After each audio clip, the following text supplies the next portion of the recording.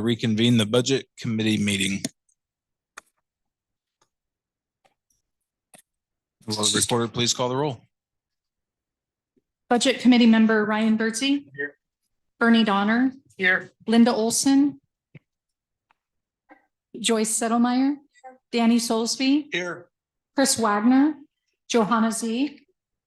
Councillor Heinck. Here. Councillor Meriday. Here. Councillor Wilson. Here. Councillor Lammerman. Here. Councillor Settlemeyer. Here. Mayor Soulsby. Here. Chair Councillor Irvin. Here. So our meeting tonight will have a continued discussion over the budget, picking up from last time where we left off. We'll have a time of public comment and we will entertain some sort of a motion to send this budget along to the city council for adoption. In the agenda that we have public comment after our discussion. I'd like to propose that we move that ahead of our discussion this evening, and that we've kind of reached our last meeting. A lot of the information is presented, and that gives an opportunity for us to hear one last time before we deliberate and make a final discussion and decision. Everyone okay with that? All right. Yeah. Yeah. Okay. I have Kathy Kohut. And when you come up to speak, make sure that that red light is on.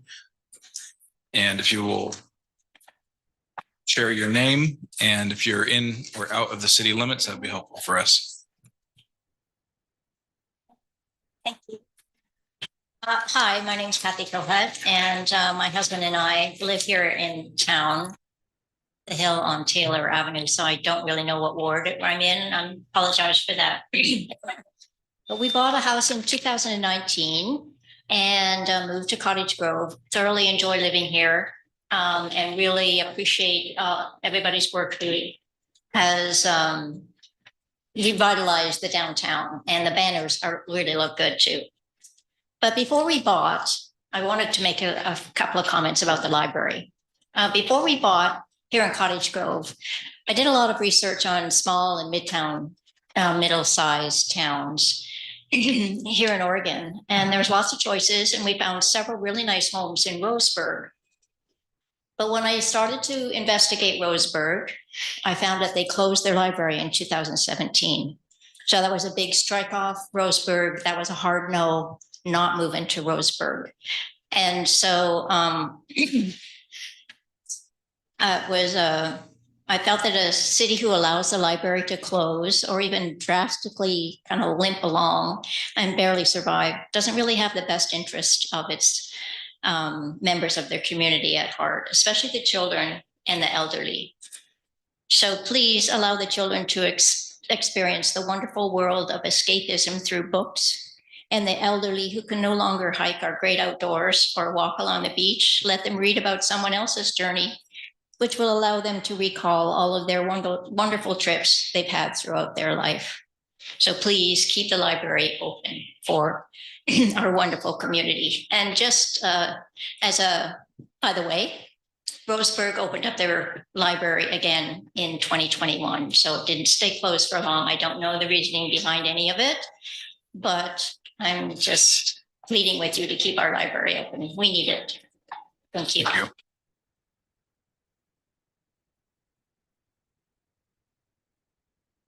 you. Milan.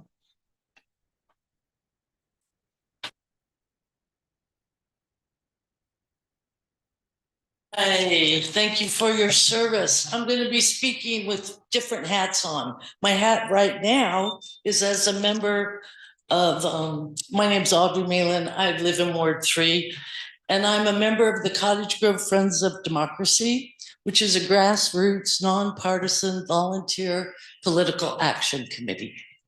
And we are here to present a copy of the paper petition to adequately fund our library, which we started a little over 2 weeks ago. We have 669 signatures on the paper petition, and we have 101 signatures on our online petition, which equals 770 community member signatures. And I'll pass this out to Mindy. This is our original. Feel free to look through it, and I'll take it when I leave. I got to hear some great stories about our library, but since I'm limited on time, I have to tell you those in person, but they're really good stories. One kid told his grandma that she had him for the summer, and they went to the library all the time. And he finally told his grandma, "You don't have to worry if I get lost, because I'll come to the library and these nice people will help me." But there's antidote after antidote. And one thing that was overwhelmingly clear is that the support for our library is nonpartisan. It includes a wide swath of people who live here and enjoy our library. So we hope these petitions convey to you how important our library is to this community. The current proposal of one librarian and the number of volunteers will severely diminish the hours, the programs, and the services and resources our library provides. We encourage you to adopt Council Settlemeyer's funding proposal to add $100,000 to fund the library. That would give us 3 employees at the library. And this amount is less than 1% of the general fund budget, which is over $20 million. So thank you. Now my other hat. Okay, here we are.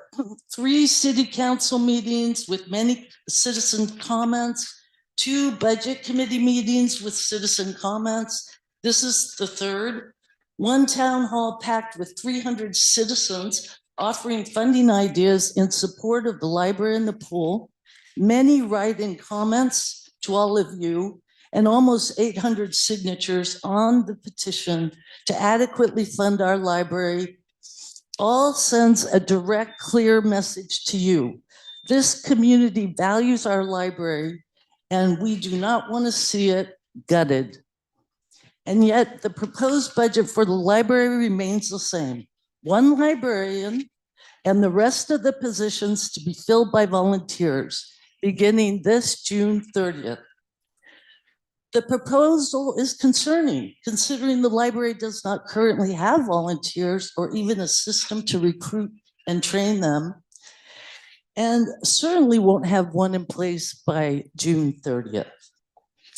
Our library has over 2,170 active cardholders, serves over 27,000 visitors a year, checks out over 35 physical items, including games and audiobooks, provides over 3,600 computer and tech help sessions, and 274 programs with 15,000 attendees a year. While the proposed budget cuts programs 13% across the board, the library is being gutted by 55%. During the last budget committee meeting, a compromise was suggested by council member Settlemeyer for an additional $100,000 to fund 2.7, or 1 full-time librarian and 2 part staff working at the library. This proposal represents less than 1% of the proposed general fund budget of $12 million. And as Mr. Settlemeyer suggested, it may come from taking a little money across multiple programs in the proposed budget. This would directly respond to our community's vigorous call to maintain the functioning public resource of our library. I hope the budget committee meeting tonight is productive and that you will try to find a compromise to keep somewhat whole our valued library. Thank you. Asha Lavea.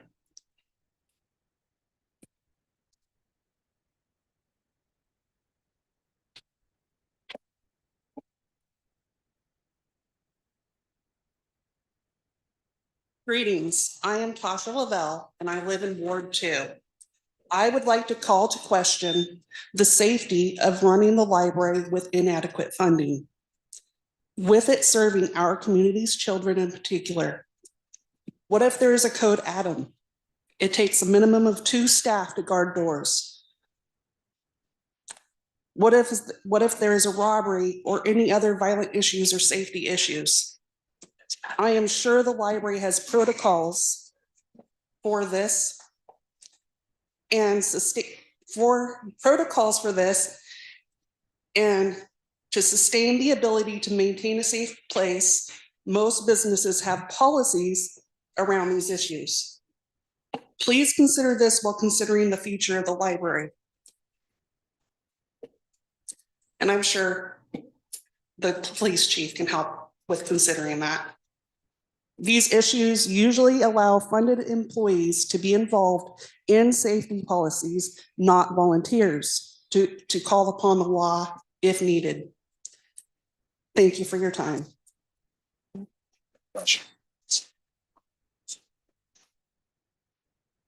Shanna Lewis.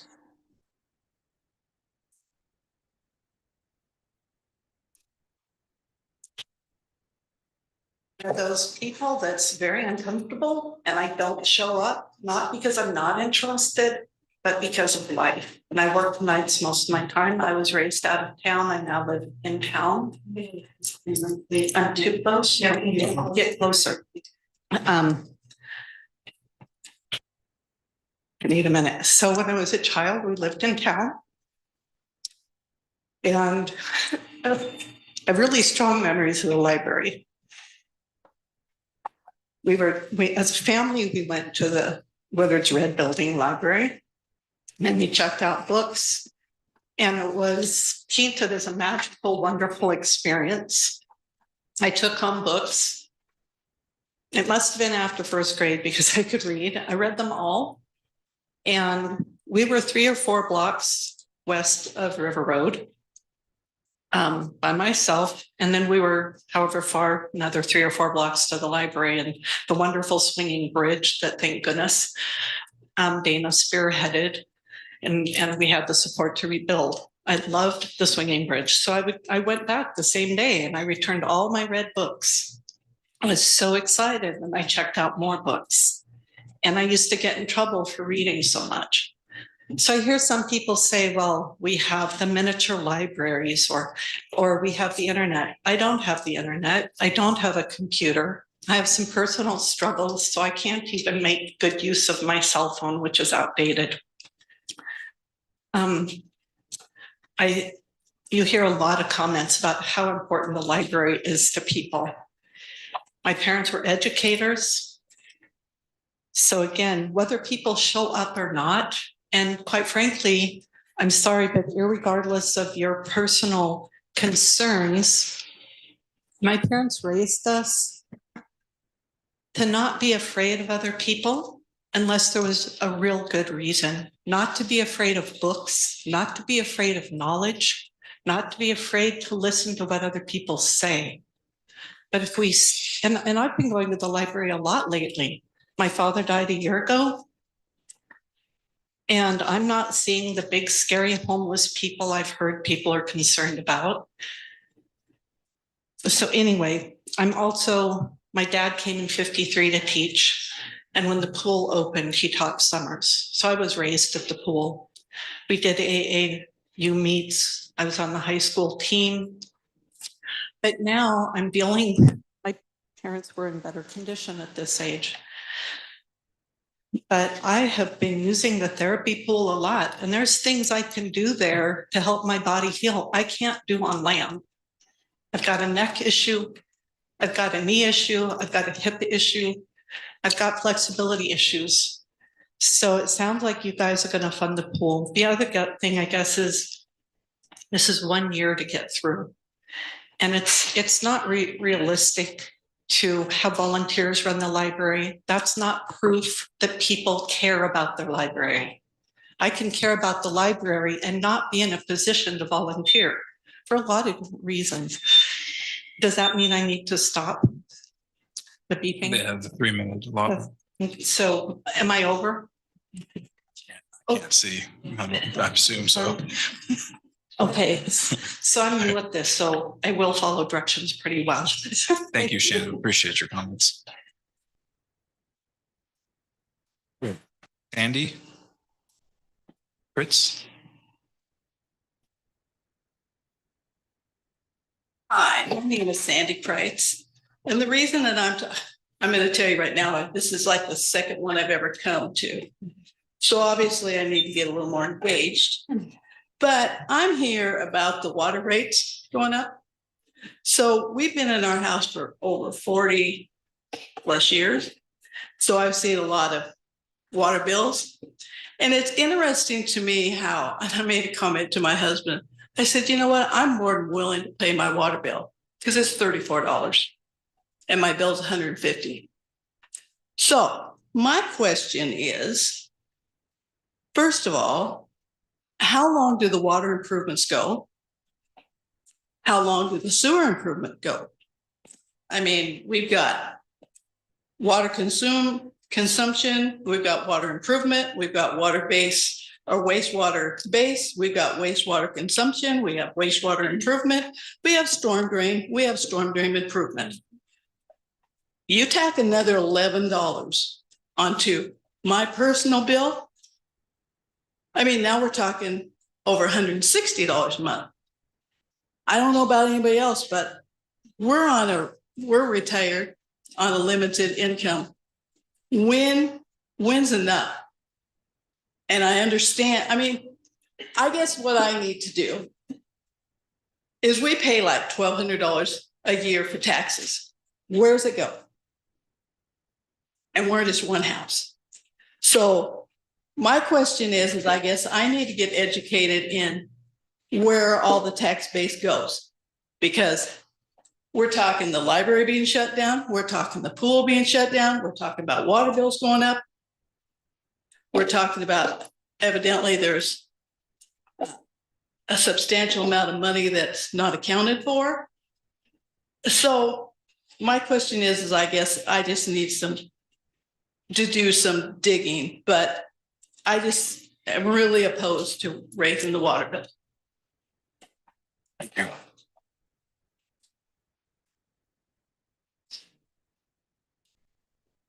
Councilor Merida? Thank you for coming and expressing your concern. I can give you a couple of pointers. Your property tax, if you go to Lane County Assessment and look up your account, it will show the breakdown of your taxes where each taxing agency, where your property tax goes. The city receives 39% of what you pay in property taxes. The rest goes to support the county, the schools, 4-H, the fire district, and Lane County, and a number of other entities. So that will show you the breakdown of the tax bill. On our utilities, we try to operate at a break-even point. Unfortunately, costs increase. We have an aging system. Pipes need to be replaced. If it was only the water that you're paying for, it's not just that, it's the treatment and delivery system. And that's where the improvements come in. If we could just everything stays same, if nothing would break down or deteriorate, if we didn't get any growth, then we could plateau out. But that's not the way our world works. So I'd be more than happy to speak to you at length or I'm sure Director Stewart or the city manager about what it takes to operate a utility system and why it's structured that way. Bruce Kelch?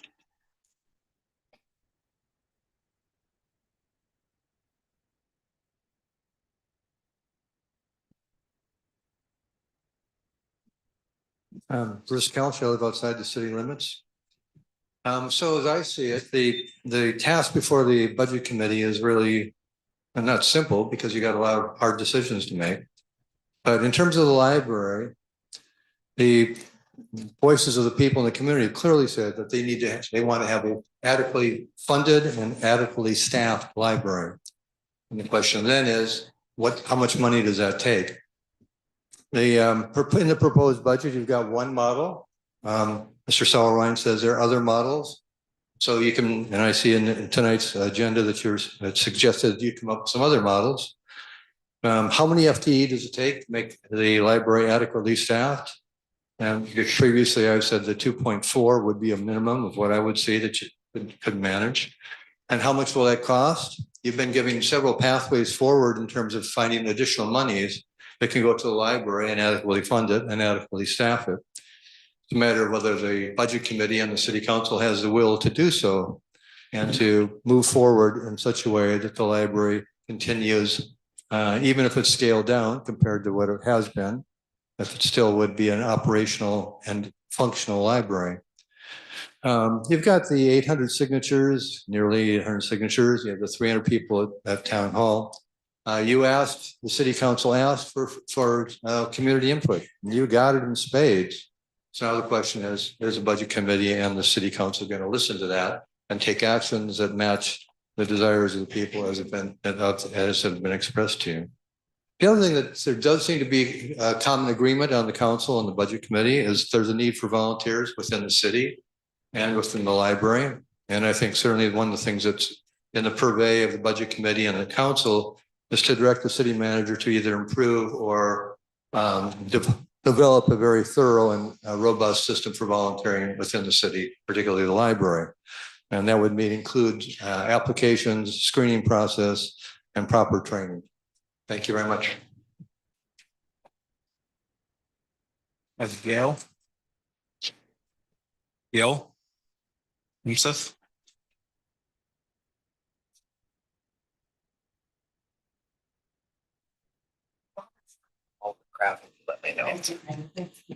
I'm co-chair of the Friends of the Warren Daugherty Aquatic Center.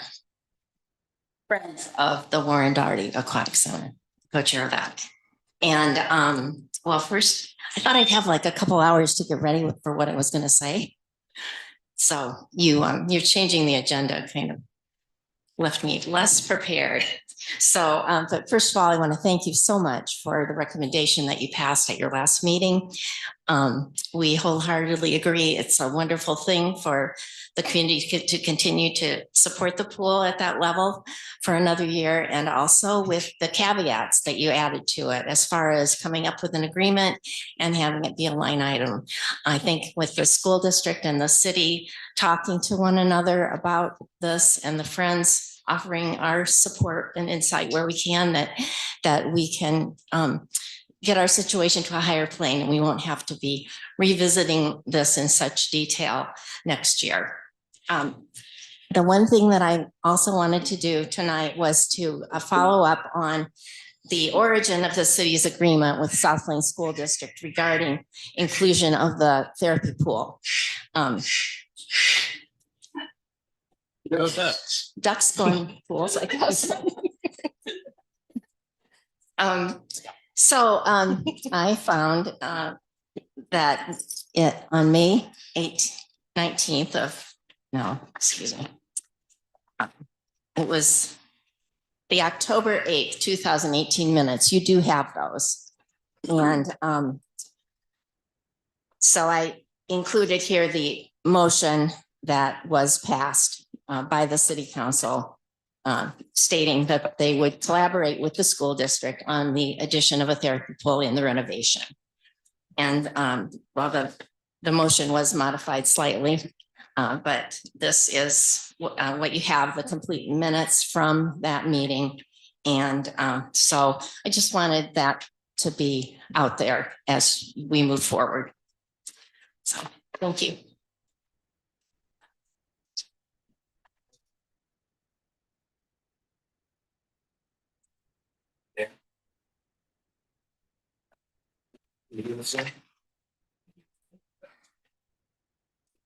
Well, sorry for that disturbance, but hopefully it was amusing. I'm Dan Liebertson, Ward 3. I've been asked to read into the record this letter, which you've already received digitally. And I regret some of these will be repetitive, but some of it will not. It's addressed to the Cottage Grove Mayor, City Council, Budget Committee, City Manager, and other interested parties. It's from concerned citizens, including Fred Coughlin, Quincy Harris, Ward 4, myself, and Audrey Mallon, Ward 3, on behalf of thousands of Cottage Grove library users living in Cottage Grove and surrounding communities. It's about, for the following reasons, we strongly urge you as representatives of our city to go beyond the bare bones proposal of the city manager to fund only a single staff position for the Cottage Grove Library, a plan that would inadequately maintain its services to patrons. 1, the city manager has never explained how the library could effectively function with the one-person staff he proposes in his draft budget. Clearly, it would not be feasible for a single person to handle many tasks of the library, including ordering, organizing, and appropriately shelving books, assisting patrons in researching, finding, and checking out books, making sure programs run properly, managing finances, and much more. At a minimum, multiple staff would need to be present during hours of operation to ensure proper library function. 2, the city manager has presented no plan to support the head librarian in recruiting, vetting, training, and supervising a volunteer base who might assist in running the library, all of which would require considerable work.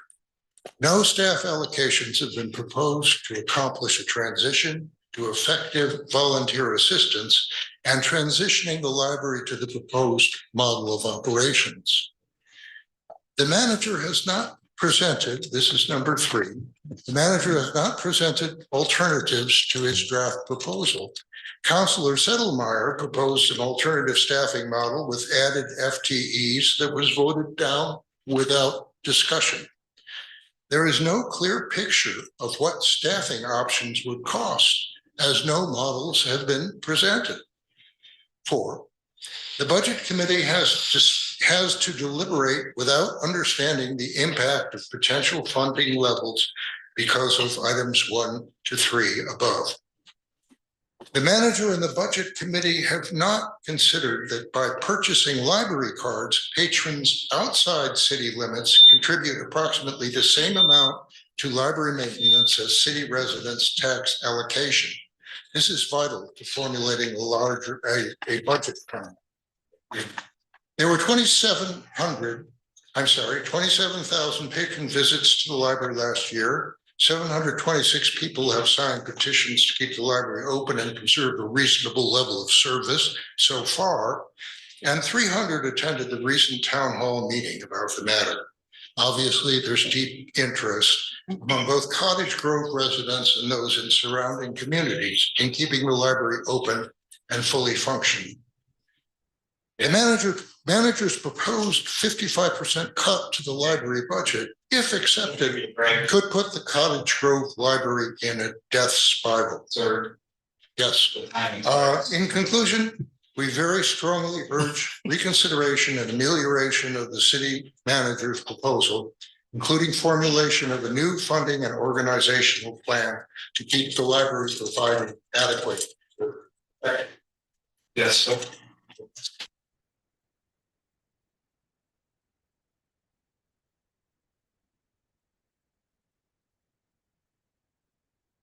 Jessica Bittner from Arena. And I'd like to point out that in this country, how many people do not read? In this country, how many people make their opinions by the algorithm on their computer? How many people are afraid of new ideas? How many people don't understand history? No one ever taught them real history or critical thinking. In response to this, it's more important that we have a vital library. It's not something that has passed away as an artifact of the past. A library means teaching people how to access information, and the easiest way to do that is wander the stacks. To have a whole row of books, a real library, of real history, not media propaganda. Anything that you ever had a question about is there with the perspective of many people and much time. Google is okay for quick lookups, but if you really want to understand something, go get a book. So I personally don't use the police. Does that mean that I should ask for defunding the police? So I think with a figure of 27,000 visits to our library in a year, that beats the use rate of a lot of other projects that you fund. So we need a library that's adequately staffed. And many people have talked about this. I would suggest that the head librarian is not popular and it's way too expensive. So she might go down the road. The two library employees I have met get by on modest salaries because they love their work. I hope you ask them what they consider is staffing for a viable library. And by the way, the volunteer programs that I know of have paid staff running it. So that it's not just a bunch of volunteers. So thank you.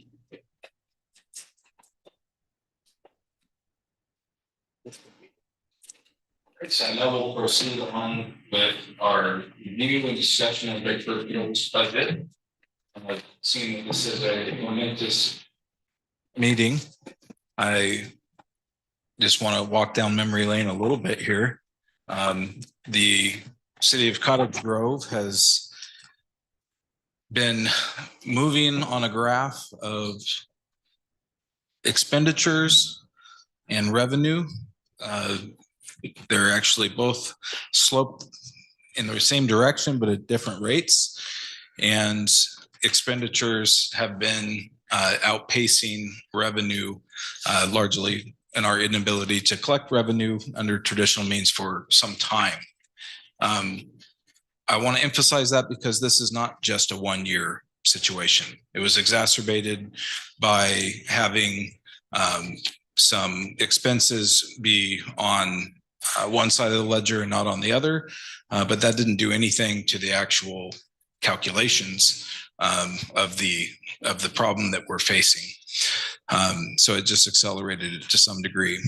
So what we're faced with this year are accelerated having to deal with problems more rapidly than we otherwise would have, but they're the same problems.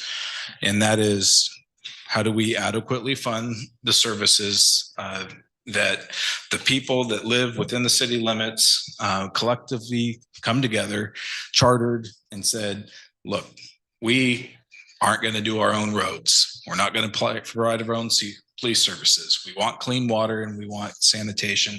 We want services. In this case, we want a library and we want the other things, parks and the maintenance thereof largely. And so that's what we're doing tonight.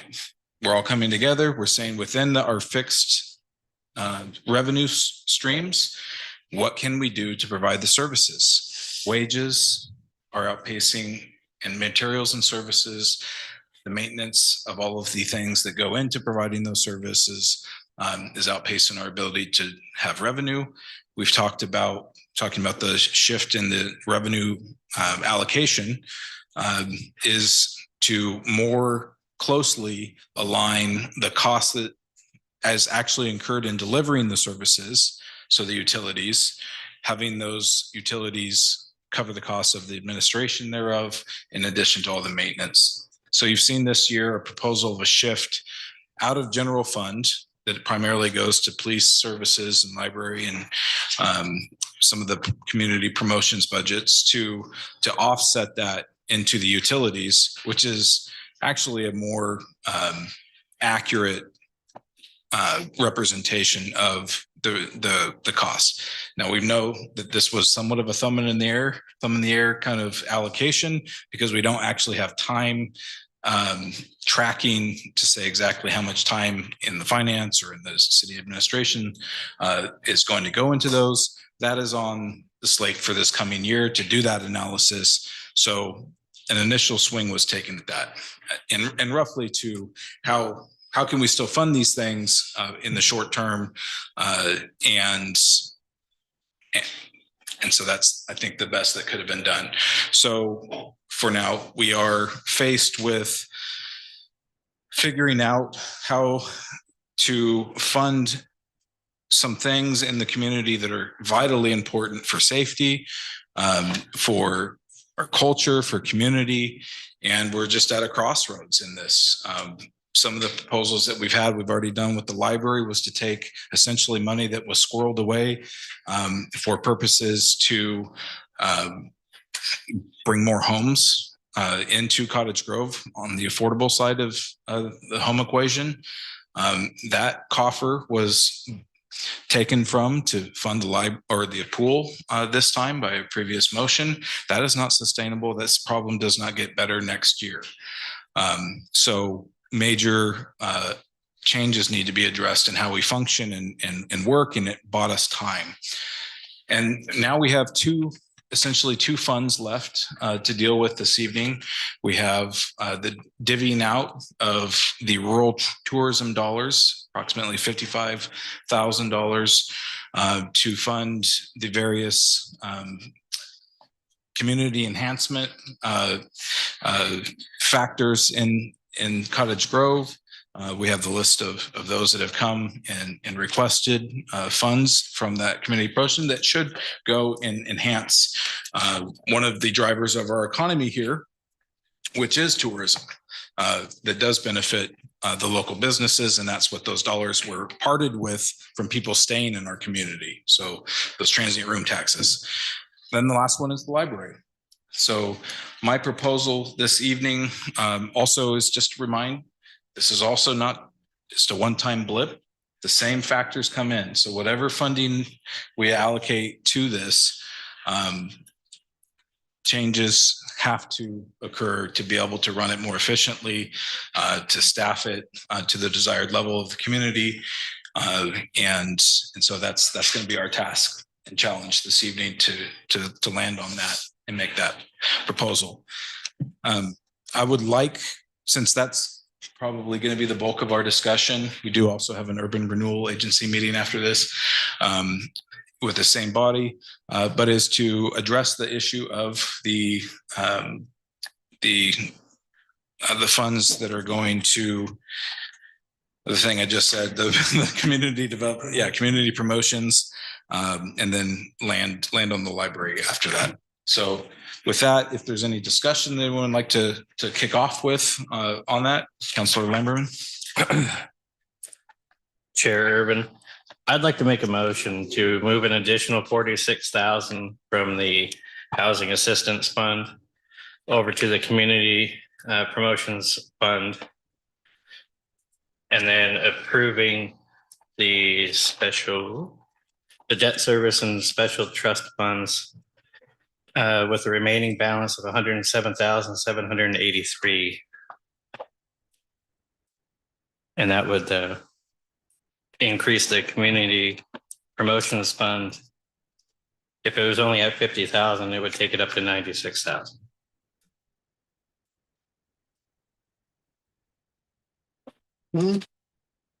Motion.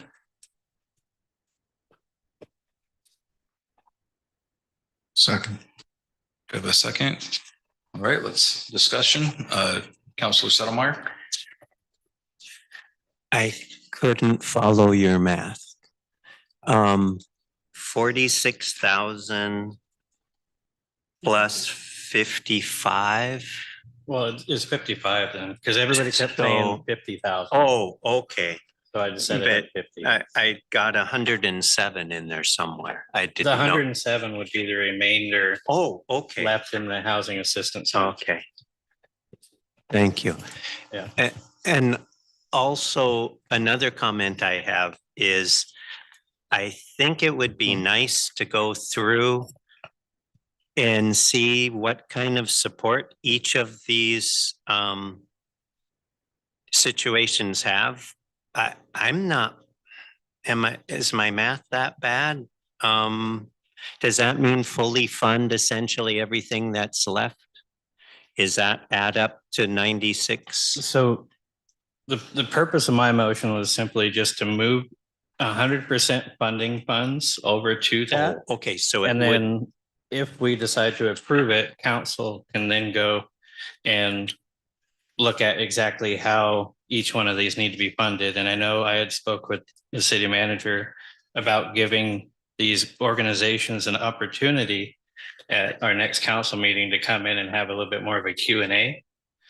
That way we can get a little bit more feedback and then make a well-informed decision on how we want to fund each of these. They don't have to all be funded at that current ask level.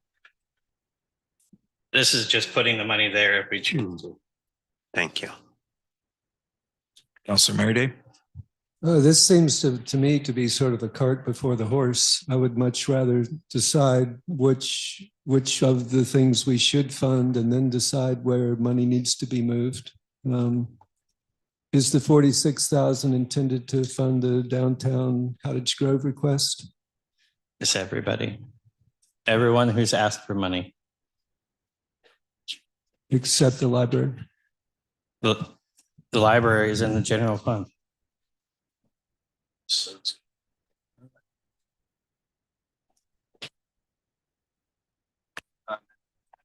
Suggest that if we're going to move money, $46,000 would nearly fund the library position. So I wouldn't support moving more money out of these special funds to cover community promotions. I don't believe that those are, we have funding for those in the budget. I do not believe that those should be a priority over community services or assets owned by the city of Cottage Grove.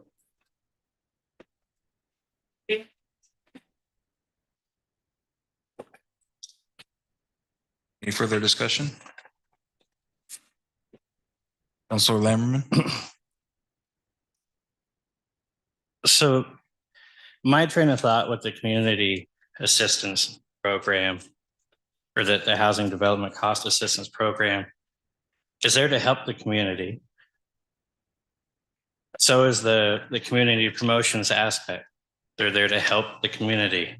It's not there to fund a position at a city building. So I don't think that we should use these funds that are a one-time use thing to try to fund something we're going to be looking at funding year after year after year.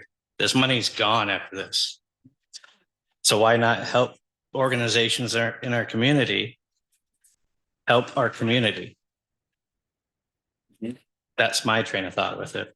If we're looking at funding a position for the library, I think we need to look at a more sustainable option versus something that's just a quick Band-Aid.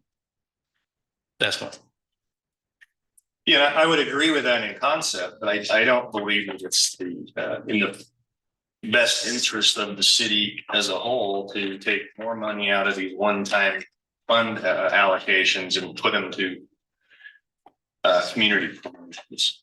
I think the city manager has allocated a certain funding level for those various organizations. And I think the crisis that we're dealing with now, that leaving that if we're going to take more money out of the special funds, even for a one-time deal, which is certainly, as you mentioned, is this, I would look at using that as a bridge funding for a library position. I just want to point out real quick that the community promotions funds doesn't come from us. It comes from tax revenue from people staying at our hotels and whatnot. So the money that's there isn't necessarily allocated by the city for this. It's what we are allowed to put towards community promotions. Any members?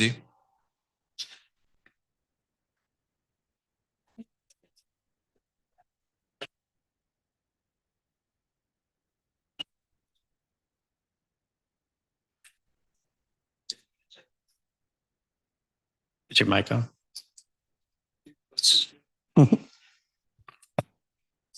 You could also have it get closer to you. It's fine. I think we should have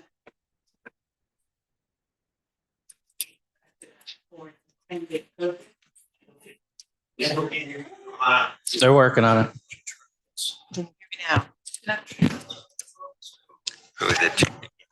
Can you hear me now? I think that's like an old Verizon commercial or something. Can you hear me now? I think we've taken enough out of that fund, the 75,000. I'd like to leave that in there for its intended purpose. I like the staff's recommendation that we received, that it said, that the council actually will decide, how to allocate the remaining $55,000 at a separate meeting, and let the budget committee continue with the other issues. That seems like, in order for us at our fourth meeting to go through one by one, who wants to support what, because there's so much variation here that it makes sense, and I think to be more efficient, that the council decides on that. I think in the future too, for community promotions, there may be some more parameters as to what that means for community promotions. What is the council and the city going to be supporting, and what effect, what return on investment, et cetera, in the community? Because I think there were different intentions for that in the past for community promotions. That makes sense. And now we've got people who are using it year after year after year as kind of a, and I don't think that was the intended purpose for that. It's just my thoughts. Well, my kind of idea with the 46 is if council didn't end up deciding to fund all of these at 100%, that the remainder of that would go back to that fund and not get squirreled away in there. We'd only use what we need, but this would allow us, if we chose to fund all of them at 100%, we could. Not that we would or will, just saying that at that point it's there. I wonder if that would, at a time when we're trying to complete the budget process, if that may extend it a little bit more than it needs to be, right? Then you'd have to make stipulations that, okay, so then this leftover goes here, but then it wouldn't be a balanced budget, with the leftover. You kind of have to decide.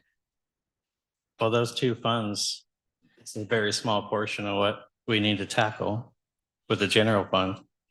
And we still have a council meeting that has to approve all of this. So no matter what, we still have at least one more meeting.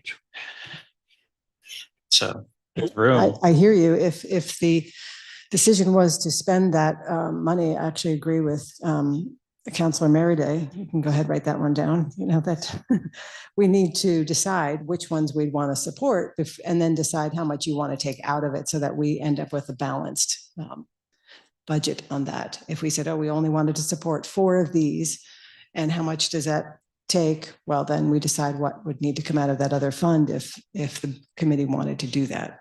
So I think that would be the more efficient way to handle that. Does that make sense?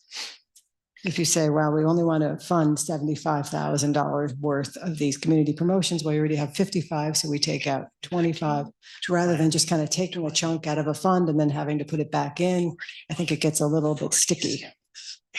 Just my thought. We're starting at 55.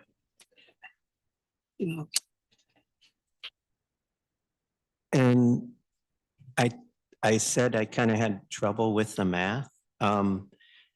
If we're starting at 55 and we're adding up everything except for the pool, that we'd end up with 86, and we started at 55. You also got to remove the aquatic center already got removed. It's the Chamber of Commerce. The Chamber of Commerce and the Visitor Center, you have to remove that. That was already removed for our 55,000. That's how we got to 50 numbers into. You don't have to. You don't have to add the top 2 on page 2 of our handout. As those from Spirit of Bohemia mining days down, we were told there was $55,000 to fund those. And if you add all of those up, you get 86,000. So So in order, if we would 100% fund everything, we'd be asking for 31,000 more. Check. Thank you. Please, please, someone else Double can check do the that. numbers, because I'm Yeah. looking at the original list. Yeah, yeah, that's the high, that's the bold one. Oh, yes. Yeah. Right? Yeah. Okay, yeah. Everything that the Eugene Symphony stuff, the only one I counted was the bold 5,000. Okay.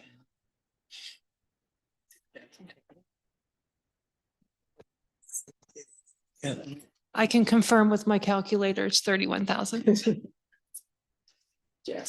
That we would need in addition to the 30. To the 55, yeah.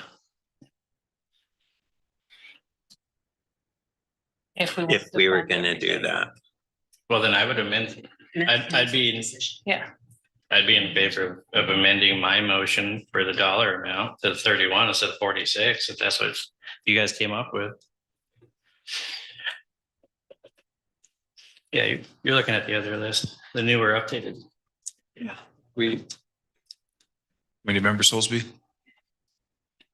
Chairman, thank you. Excuse me. Before we go moving money, maybe we should identify what we're going to spend that money on and go back to that list and say, okay, and then get all those nailed down and then say, okay, this is how much we need, and then go find the money, because we're just going to move a bunch of money. We'll end up moving it back if we're not going to spend it. So if we want to do that, then let's go through that list one by one and say which ones we're going to fund. I really believe we need to stay within those means with that money that's in there. And there's going to be some things cut because everybody's going to take a hit. Because if we start pulling 46,000 out of another account that was general fund money, actually, that could go to help Band-Aid a need at the library, then maybe that's what we should save that for and try to stay within our means in that tourism money fund right there, just kind of spend what we can. But we're going to have to start with identifying those items first, I think. Then I'll withdraw my motion. You in favor of drawing your second? I withdraw my second. Yeah, I would say in general, from the time that we went around the table last time, most, all but three, I think, were in favor of funding community promotions at the $55,000 level and splitting them out basically ratably and favoring those that came and made their case. And so and I am in favor of that as well. That strategy. I'm thinking that next year we may be in a very similar situation where we've got to leave some in the well as a stopgap. That's partly where I'm coming from this year, not going too aggressive, but I think we're all feeling the pain in the community promotions is still at $55,000 level is getting, that's pretty strong. But I think if we're gonna decide who all gets money right now, I'd want to make sure that the city manager hasn't offered for anybody to come in at our next council meeting and try to speak on their behalf and waste their time. Yeah, I don't know that I'm prepared to have that who gets what now discussion tonight. Oh, it sounds like that's what everybody's wanting. Is that what everyone was wanting? I have a question before we get to that. So of these items, if you take the pool out, they're all $10,000 or less, and there's one that's 40,000. So if we do that proportion, like, let's see if I can do that. We have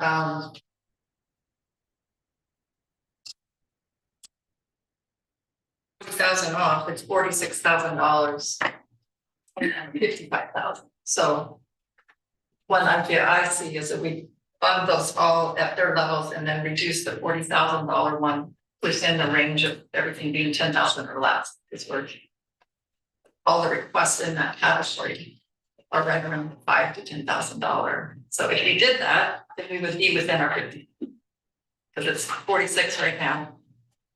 if you exclude the downtown. So that would leave $9,000. So if we reduce that to $9,000, the $40,000 request down to 9, we can leave everybody at their requested amount except for them. And I'm just looking at it, if we're looking at a proportion of how big of a portion that 40,000 is of the full amount that we're trying to. I just wanted to. Z. I would like to consider that two of these on the list did not show up that first meeting to present or answer questions. And if we remove those, that could be added to Downtown Cottage Grove Fund, giving them a little bit more. And we're just throwing out ideas.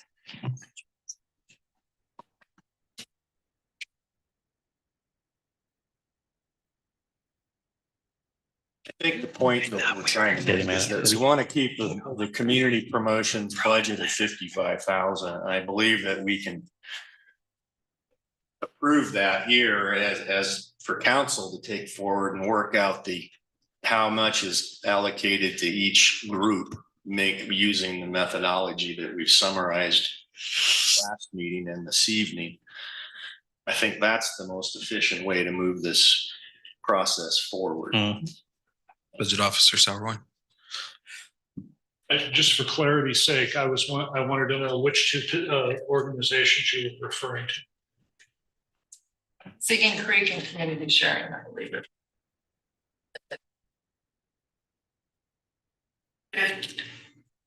Community Sharing and Singing Creek did not come to the present their request. Counselor Settlemyer, and then. I guess since we're just doing the discussion, I kind of found that getting a letter request and not word request, if a letter request made sense, I was pretty happy that we just got a letter request. Agreed. So I hope that we don't set a motion that says that we're recommending that because somebody didn't show, that the council should treat them differently. I still hope the council reads the letters from each of those places and gives them a fair shake.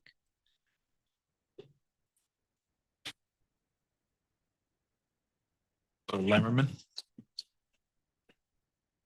Mr. Chair, I'd have to agree with Mr. Settlemyer at the fact that, as far as I know, it's not a prerequisite that you have to come down here and beg for money. A letter is good enough. That being said, personal feelings aside, with like community sharing, for instance, everyone's talking about the community, the community, the community. Community sharing uses this money to help do food boxes for the community, for low-income people and all that. So basically you're just saying, I don't care about the community, just a library. Councilor Merida. I don't see the connection. I do appreciate the work of Singing Creek, but they are now operating out of Doris Ranch in Springfield. So I don't see they have a large impact on our community going forward. So if there was one that I would think we could drop, it may be them.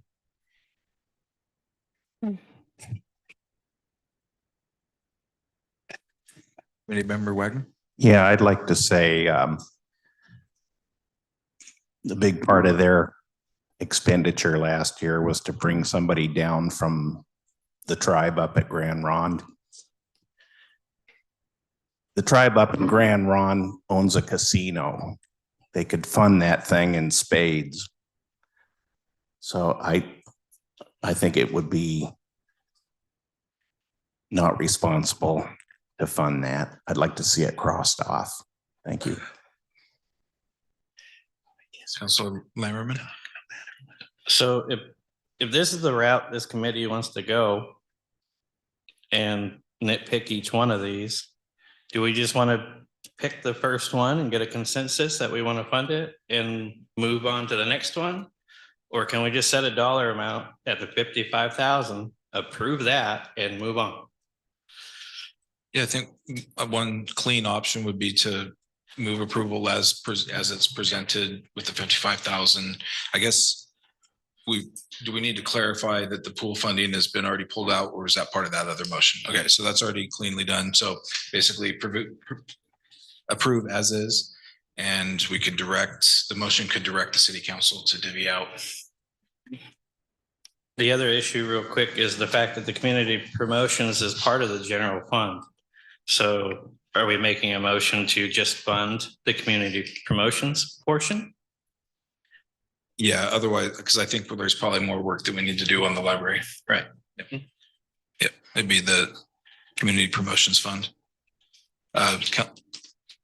City Recorder Roberts. Thank you, Chair Urban. I just wanted to clarify, it's my understanding from the discussion that I heard that the motion was withdrawn, and that was from the maker of the motion and the second. Yes, ma'am. Thank you.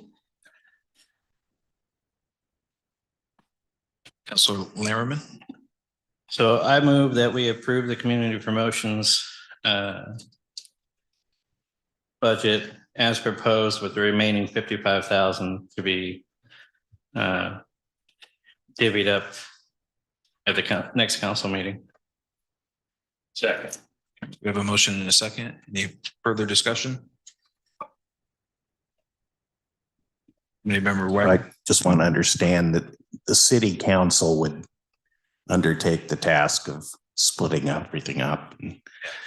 Okay, thank you. We good for Mr. Sauerwein? Just a quick clarification of the motion. Would you like, we're talking about this going to the June 22nd city council meeting? Right. I'm fine with that. Is that? Does that work? Okay, just so I'm clear. Does that work for you and the city staff? Or should we move it to the next one? As I say, there's 2 meetings in June. This would be the second June meeting. Just from, organization of agendas, would make it easier for us. We've got a lot on that first meeting, so. For clarity, that would be the meeting where the council would actually adopt the budget. We can't take a bunch of days. Cleaner in that. Very good. All right, I'm inclined to call the question. Do you want that by individual or? All right, will the recorder please call the roll? Johanna Z. Aye. Chris Wagner, Aye. Danny Soulsby, Aye. Joyce Settlemeyer, Aye. Linda Olson, Aye. Bernie Donner, Aye. Ryan Birdsey, Aye. Mayor Soulsby, Aye. Counselor Settlemeyer, Aye. Counselor Lammerman, Aye. Counselor Irvin, Counselor Hine, Counselor Merida, Aye. Counselor Wilson. Aye. All right, that leaves one fund. Technically 2.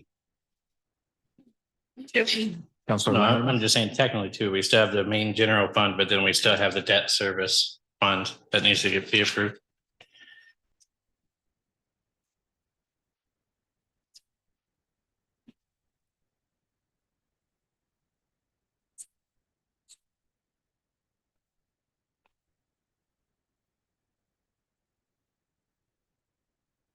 So we could deal with the library fund, and then we would need to specify any of the other funds. No. The adoption as. Yeah. Okay, so to the library. Last time we had some discussion. Once again, when we went around, we had a variation between 140 and no additional revenue to the library. Basically, we split fairly evenly between additional funds and no funds. We tested a motion at the 3 human 2.2, 1 FTE, 2.7 FTE level, and that motion did not carry forward. We're had time to discuss. We've had time to do more seeking of information. And so that's kind of what brings us to where we are at the moment. I think we pick up our discussion there. And if anybody wants to lead with a motion, you're more than welcome to. Otherwise, let's resume discussion. Counselor Settlemyer. I'd like to lead with a discussion of looking at possible fund sources. So if I could please lead the committee to look at page 44 in our handout.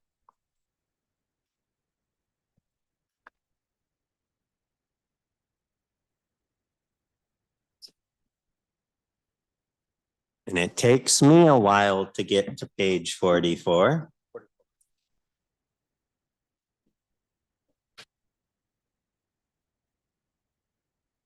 General Fund City Council. About fourth from the bottom is a $10,000 number of travel and subsistence. And last year we spent about $2150 of that. And so, and part of it went to a chamber dinner, which was good, but I'm hoping I can round maybe that off to say, maybe we could pull $8,000 off of that and still have $2,000 left for what appears to be about what our current council is spending per year on things in that account. And I'd like to hear what people have to say about that particular suggestion. Well, I appreciate this. One, it puts the burden on the council, which seems about right. I would like to know the impact of dropping the professional dues and associations for a year or two, personally. Oh, I know you didn't mention that. okay. You mean in addition to that 10,000? Yeah. Oh, okay, good. And what the because I understand that's Oregon League of Cities, League of Oregon Cities. And you know, does that create, if we want to rejoin, would they welcome us back with open arms, or would you start your start that over? I know there are other associations potentially for smaller cities, but there in the past that has yielded a benefit to the city in that the contacts made. I can think of maybe $3 million off the top of my head that came through some of those connections.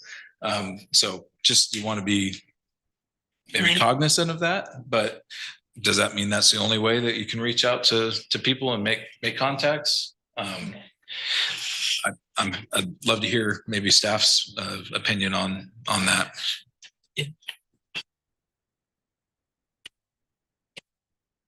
Urban. No. Without going Well, and pulling the not numbers. currently this fiscal year.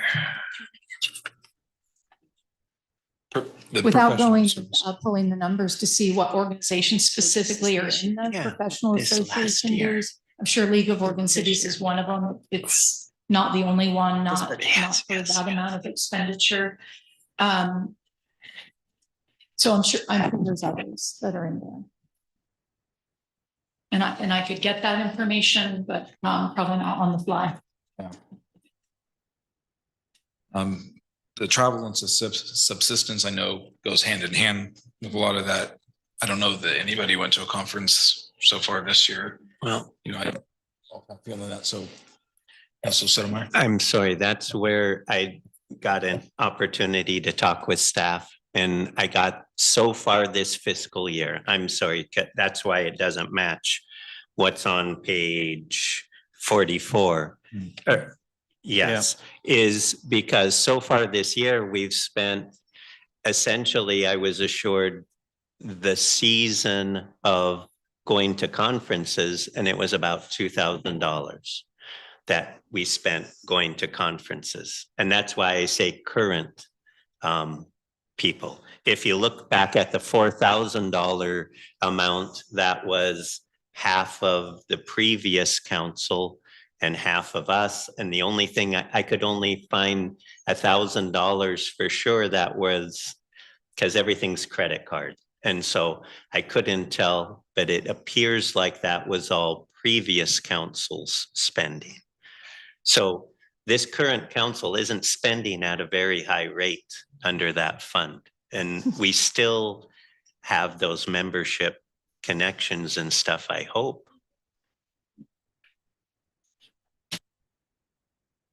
All right, so that's a piece that we can look at.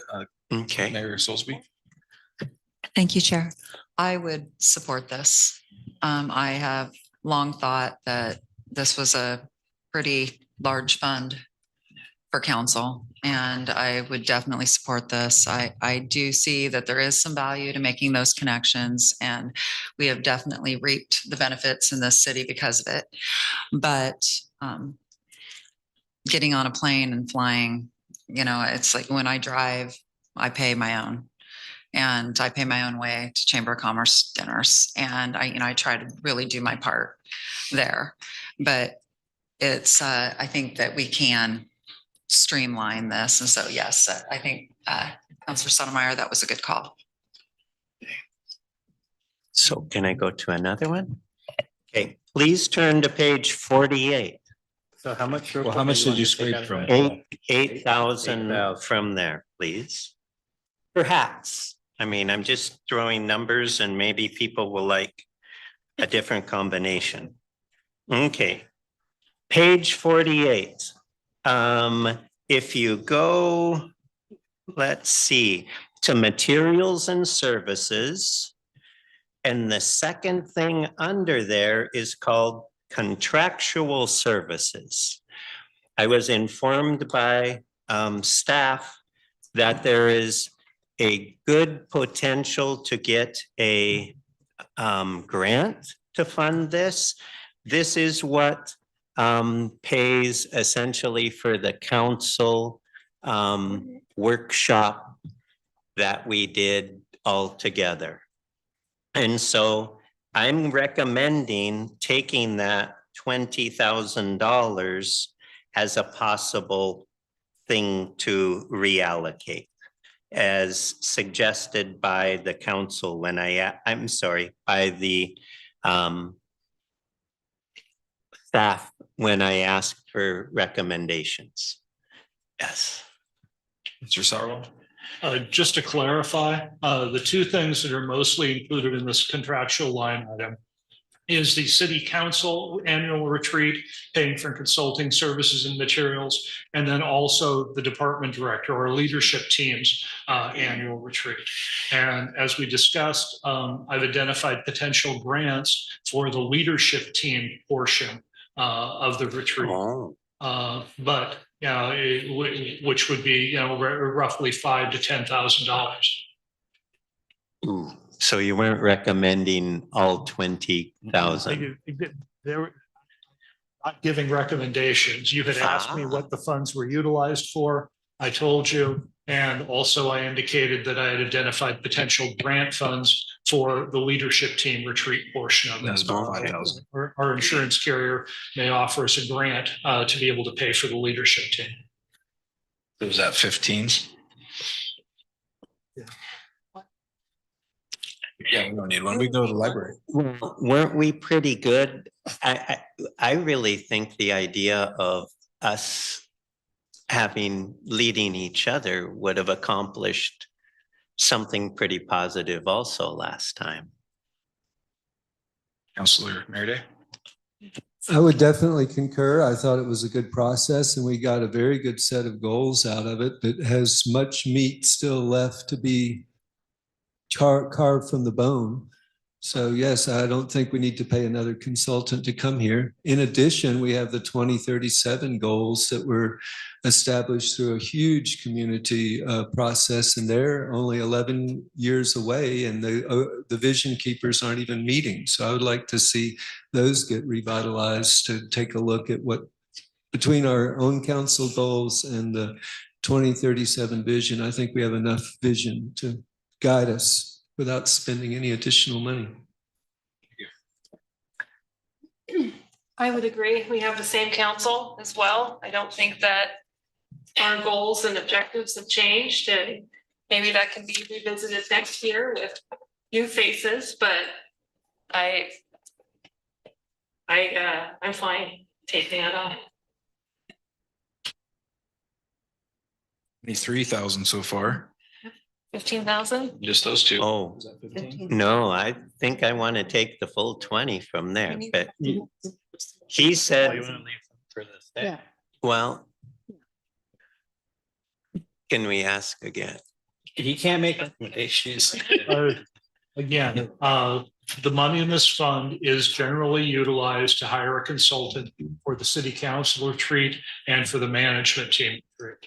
I have identified a potential grant for the management team retreat, but not the city council retreat.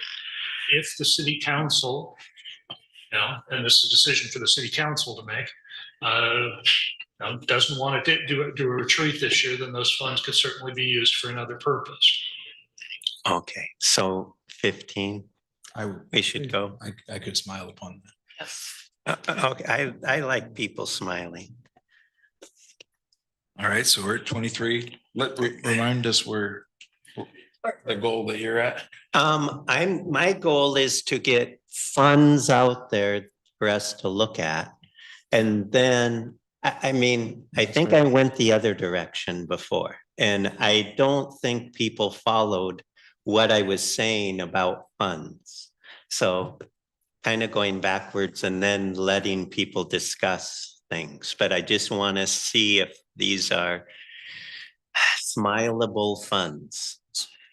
Appreciate that. Yes, absolutely. One time I want to reiterate the idea that we looked at this budget as something we really don't know what next year holds. And it might be worse, but it might be better. Or are you still plodding through, or do you want to take? Oh, I still have numbers to go through. I just wanted to say, instead of hacking at all these, could we maybe just look at changing the FTE out to 2 or 3.7? That way we're not needing to come up with an extra 140,000+. We can do it within that operating budget that's already allocated. I think we had that However much it discussion. was gonna need for 1.7 more. I think we had that discussion before, and the city manager has asked that we put the number out there. And at some point, we have to trust the city manager to be able to do his job and figure out with what he has, how he makes that work. Okay, so basically, we just need to come up with a consensus of whether or not that would be something we'd want to entertain, and then have the city manager come up with the numbers. Well, let's let this run its course to see, because we're finding money that I think we're all in fairly good agreement on. We can lay on the table, and I'm quite interested to hear more on that. And then let's arrive at a number, and then let's see what we can do with that number. Okay. Then if we turn to page 84. Hang on a second. So if we want on that particular budget, I also made a list like you had made a list, and a couple of them are also lining up. So I appreciate that. But on that one, I think we can hold off on the yak, even though it's $500. We can suggest holding off on the yak fund for a year, right? It throws another 500 in there. Nice. The other 500. So That's the project expense. I have a little more consternation on that. You can still get a scholarship. I'll get rid of them. Okay, so I don't know. Hold on a second.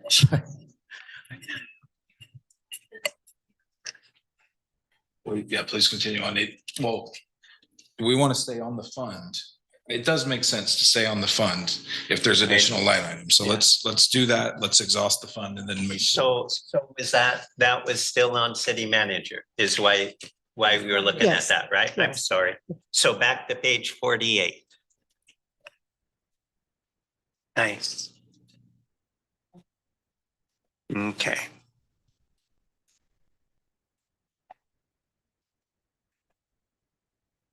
You got $1,000 there. Yep. Counselor Lammerman. He could go, Wilson can go first, because I think we're probably piggybacking the same idea. I'm not really in agreement to cut the funds on the youth activity council. I think that's very important to get the youth involved in. Youth Advisory Council, I'm not really in favor myself of cutting the funds for that. I know it didn't get off the ground this last year, but a lot of work went into moving it in the right direction. And I think it's very important to have the youth have seat here too. Yeah, seat at the council. It's one of our stated goals. It is a stated goal. We have city manager. You're good. All right, Mr. Settlemeyer. Okay, on to page 84.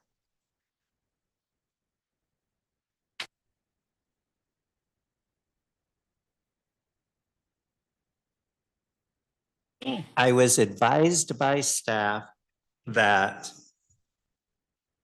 cuts in materials and services could be done, but the way to make it so it has the most positive of the negative impacts would mean to leave it up to the staff to sort that out.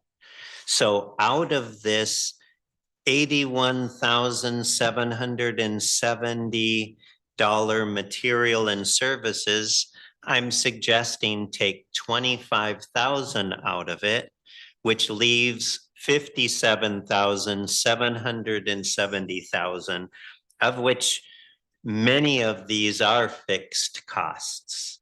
And, you know, answering the questions of what is the impact on quitting some of these commitments, I could not wade through. So I was suggesting 25,000 out of this. Committee member Z. I wasn't really raising my hand. It was kind of, I too had, I had added up specific ones and came up with 26,000 for that one. I didn't want to see the actual programs cut, which was why I had said nay on your previous motion, was because I felt like defunding the actual programs in favor of staff wasn't necessarily, didn't feel as thought out as I would have liked, you know, this to be thought out. So cool. Nice. So that's 48,000 identified. Councilor Lammerman. So to me, this just sounds like internal cannibalization of the library, basically. So if they cut 25,000 out of that 81, we just not going to buy more books this year. So, how does that service the community? So I'm gonna, may I? Sorry. Yep. Thank you, Chair. Sorry for speaking out of term. So we're looking at a temporary fix right now. We're looking to get some money for a short-term 6 months to 12 months to establish a strong volunteer program. So Cottage Grove is part of an interlibrary program. So if someone wants a particular book, they have a network of other libraries they can get them. So if we cut back on, you know, but leaving some for the children's books, the library books, and a couple of the programs, a little bit of the travel, the education, you know, it's not going to debilitate it. Like the lights are still going to be on. They still get all their materials and supplies. And, you know, I looked at that, but it's a temporary, just a temporary fix. It's, you know, there's a lot of books in there.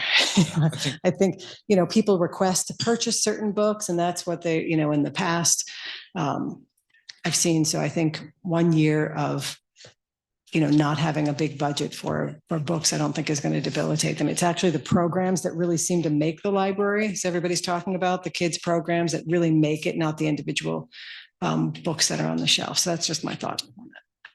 Councilor Sotomayor. And I really like the idea that we made recommendations along with anything to the city manager to try and set some kind of guidelines moving forward before we finished this item. And I like the idea that I'm going to kind of trust that the staff will do some cuts that are really inviting ways for the community to come in and fill those gaps. Like if someone wants to fund, you know, the purchase of some books, that sure seems like an easier thing than, you know, we want to put $25 or $100 down for another librarian. I mean, this gives us entry ways for small donations. So when we're talking about, you know, total staff of the library, one of the thoughts that have been coming to mind this week was looking to the future. I mean, you want you want to do the right thing when hiring people and not think, hey, we're just going to have to cut you next year if things don't change or improve.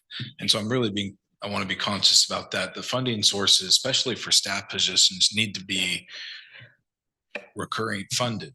And not, well, we pulled a rabbit out of the hat this time for you, but that rabbit doesn't live there anymore.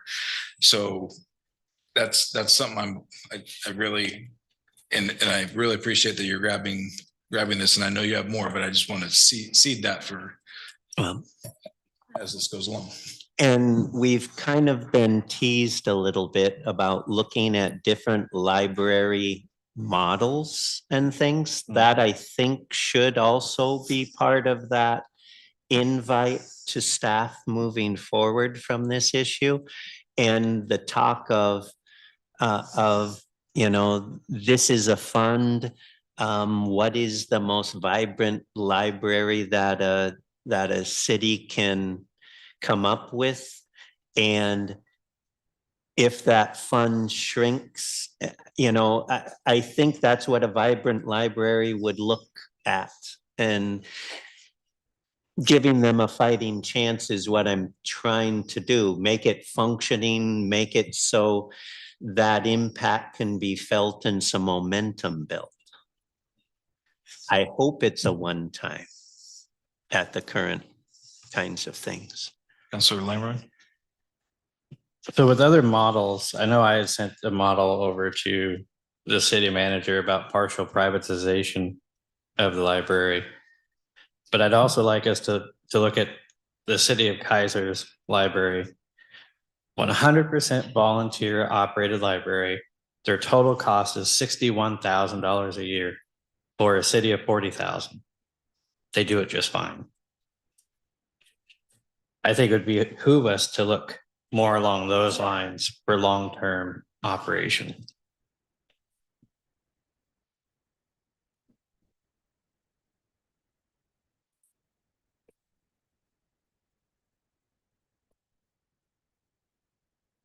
Oh, I got a quick question. When you say 100% funded and it's doing just fine, what metrics are you using to? Their own. That's fine. Well, what are they? I guess I'm just more curious. It's a very general statement. So what does that mean?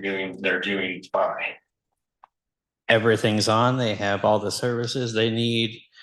They have plenty of volunteers to operate it on a day-to-day.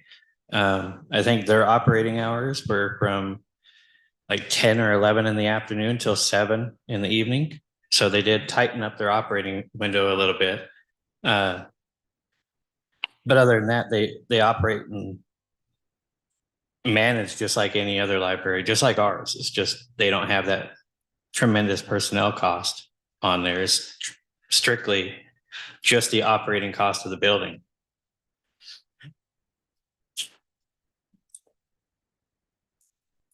Councilor Sotomayor, did you still have additional funds you discovered?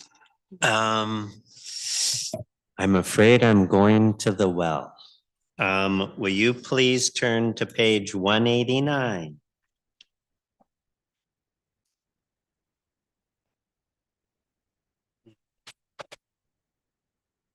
If That way. Back to the housing one. Okay.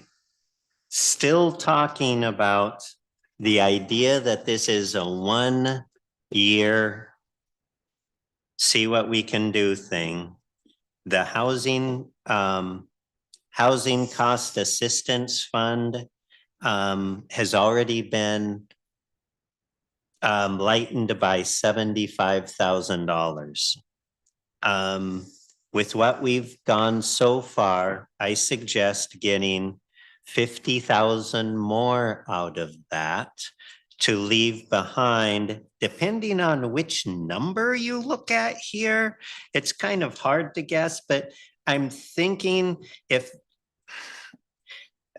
somewhere around $100,000 would be left there. It could be as low as, it looks like 96,000 if we're looking at the ending balance on the sheet. It could be as much as 103,000 or 104,000 if we look at revenue.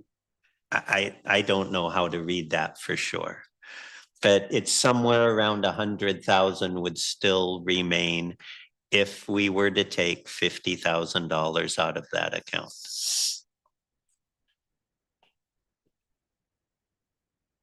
So I could tell you, I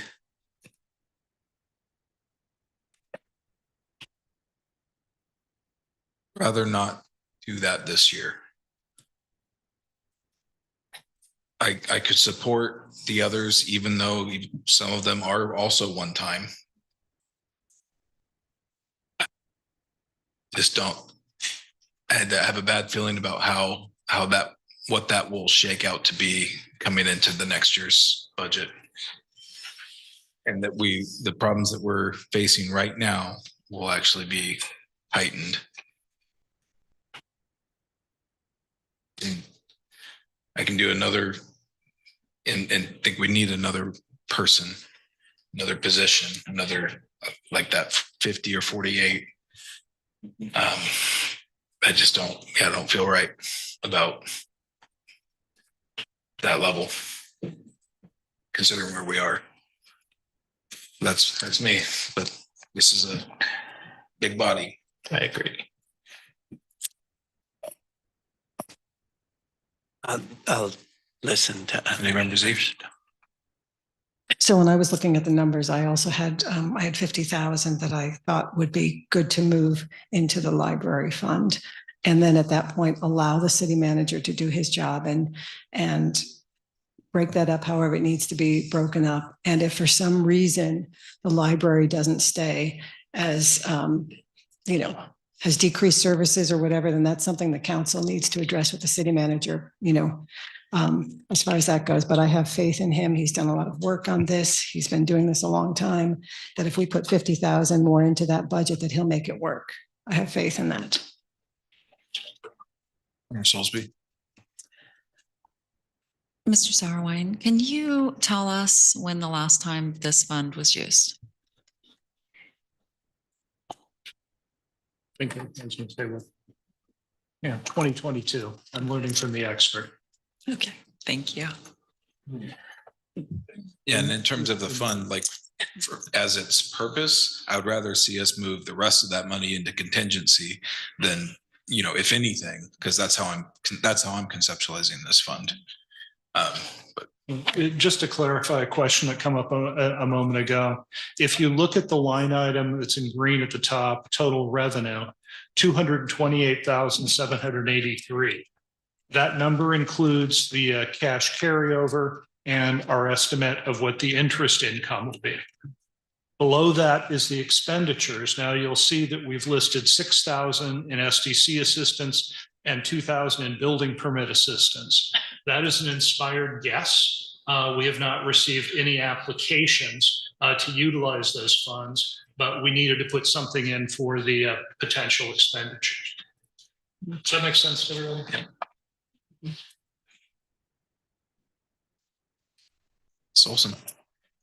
So in looking at the library challenges, I still, I believe that by running 4 days a week and capping our positions at 75%, we could have 4 people running at 75% and still cut $190,000 off of the current existing budget. To me, it makes more sense to drop 1 day. And that still allows the patrons access to the current library. I mean, yes, we want it open Saturdays, Fridays. So it's a matter of currently we have it closed Sunday and Monday. We're still running at the highest end of it. But if you're concerned about spreading that money and making sure we've got adequate coverage for the library, I hear pushback on utilizing volunteers as untrainable. I don't believe that's true, having worked with volunteers and trained them myself.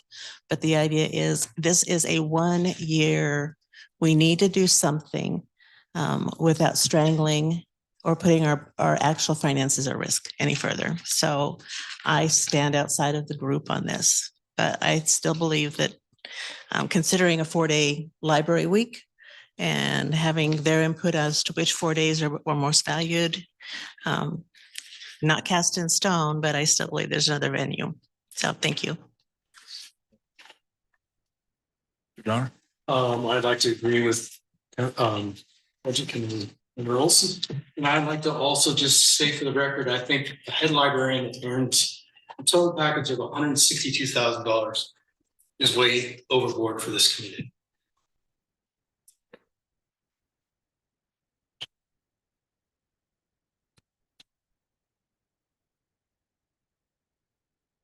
Well, we might just be at a motion time and we'll figure out where we land. Anybody want to take a swing? All right, I will. I'm completely different. What I think. Random member Z? I probably need Counselor Settlemeyer's help on that because I didn't write down everything that he suggested. So if he's willing to give me those numbers. Yeah. Oh, did you? Thanks. I move that we add $50,000 to the library fund personnel services by transferring money from the council travel and education fund of 8,000, the contractual services at 15,000, I think it was.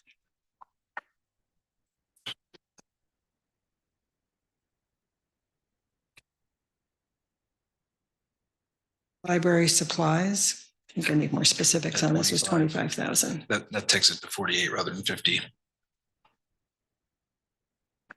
Well, then 17,000 for contractual services, unless you have another one.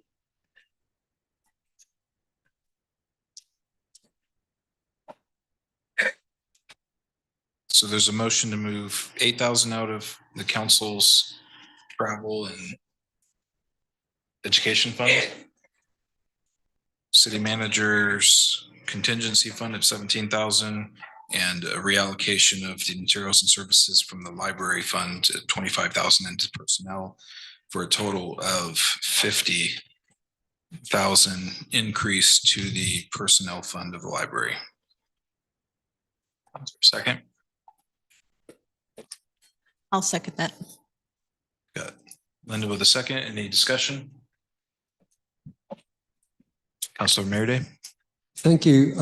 We've heard a lot about the library and received a lot. Some of these are pool documents, but these all were I've collected the ones that have been delivered to our seats. And so these are all members of the community, either in the city limits or at the larger functional Cottage Grove community. It's something people have shown us their passion. There are solutions down the road. Endowment, library district, stronger Friends of the Library. For the primary goal that I can say to these constituents is that I would like to see the library remain as functional as we can through this year. And I believe that requires at least 2 staff members on duty for the time the library is open. I don't see how it can function in its current form without the well-developed volunteer tradition and core of volunteers. I don't see how we can function without at least 2 staff members. So by moving $50,000, can we say in this motion, or can we specify that we achieve that staffing level? That's my chief concern, regardless of how we do it. If it's all 0.7s, if it's 1.5 and 1.7 and 1.0, you know, how I heard the comment, let's meet in the middle. Well, if we're meeting in the middle, I think that should be around 2.2 instead of 1.7. So from where we were until half. So that's my chief concern, is that we have 2 people on duty when the library is open, and have it open as much as we can. Councilor Sylmar. I'm supposed to represent. I made a statement early that I think a fully functioning library is a safety issue in a lot of ways. Mental health situations have been brought up. Kid access to education that is a health benefit. A place to learn how to parent, actual classes of kids sitting on mothers' laps, knowing how to do things. All of a sudden, the library is so far away from the police department, it hurts me. We have just totally ignored the fact, it feels like, if you look at page 12, that under library services, there's 1, 2, 3, 4, 5 spaces, and it says eliminated beside 4 of them. And the only other place where any kind of movement like that was involved was adding a 0.3 FTE to, if we want to look on page 11, the community service officer. We talk about getting into something that we cannot go back on after this year. If we put that 0.3 FTE there and double the funds that we are giving for that officer, which I believe is in the public safety realm, I don't think we'll ever go back. I think we're going to be looking for more ways to cut something else to hold that up when we have history that 0.7 was functional. Was it ideal? No. Is it going to cause things to be pulled in? Yeah, we're in a budget issue. If we, in the best of years, I would never do something like this, but status quo says the 0.7 is what we have. That is, god dang, that 0.3 change would fund one of the 0.7 additions, which I'm saying additions, and everybody says additions, but it would only say that we would have eliminate beside 2 of the things that are listed for the library.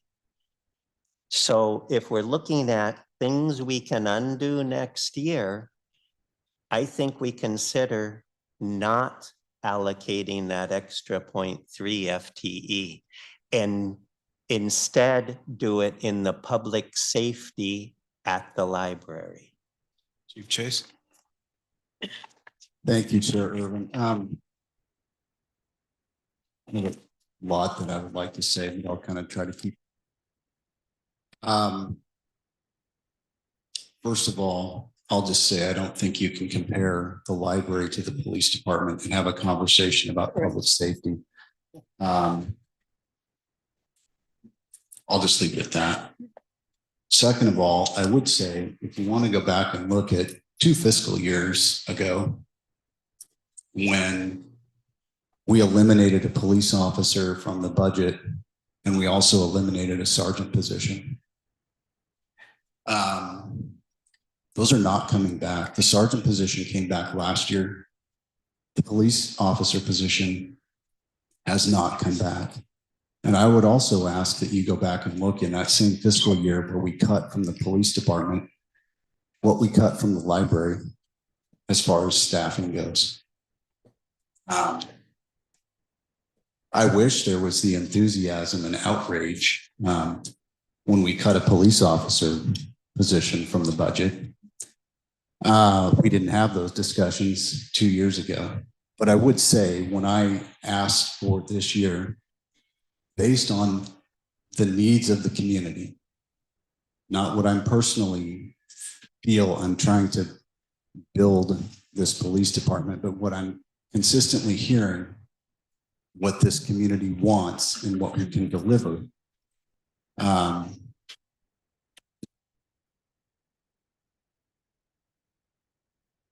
All of you. What we ended up with was converting a part-time community service officer to a full-time position to give me a little bit more flexibility with that non-sworn police officer. They don't have arrest authority. They don't have the authority to respond to calls for service that police officers do. So that was really in being responsible in looking at our budget, looking at the money that we actually were given. That was kind of our best case scenario. Let's try to continue to provide an adequate level of service. But what I've done is, in looking at maintaining status quo as our population increases, as we build new, bring more citizens into the community, calls for service go up. What services do we continue to deliver?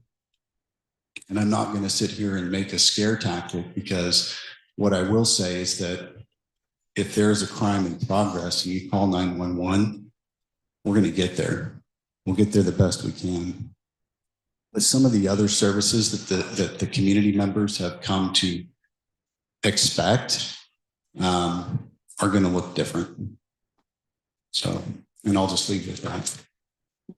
Mayor Soulsby. Thank you, Chair. I want to touch on that just a little bit as well. Chief, thank you for that. I can confirm that they are running status quo. There's been no increase, and if anything, they've cut. And I want to also reiterate that for the past couple of years, there's been no cut in staffing to the library. And there has been across the board in other departments. And I know I've said that before, but I just want to make sure everyone knows that this is not just a target at the library, as people tend to believe. Also, I would like to ask if there is any leadership in the Friends of the Library. Do you have a leadership team? You have a board? Who's the president of that? You are Bruce Kelsch. All right, Bruce, I'm wondering if you do any quality control on your messaging that you send out to the community on your Facebook, and also just what you hear coming into council and to this budget committee. I can tell you, I keep hearing over and over again that the city wants to close the library, and you in leadership must know that that's not been discussed. Bruce, would you please come to the mic? Bruce, will you please? Thank you.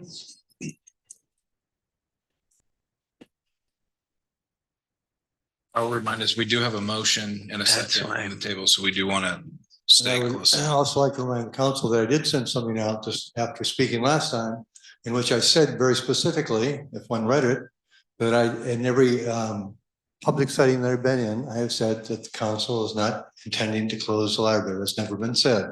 So that's been repeated. The people that signed the petition is supporting adequate funding for the library. Doesn't say the library is going to get closed. It's supporting adequate funding of the library. Does that help?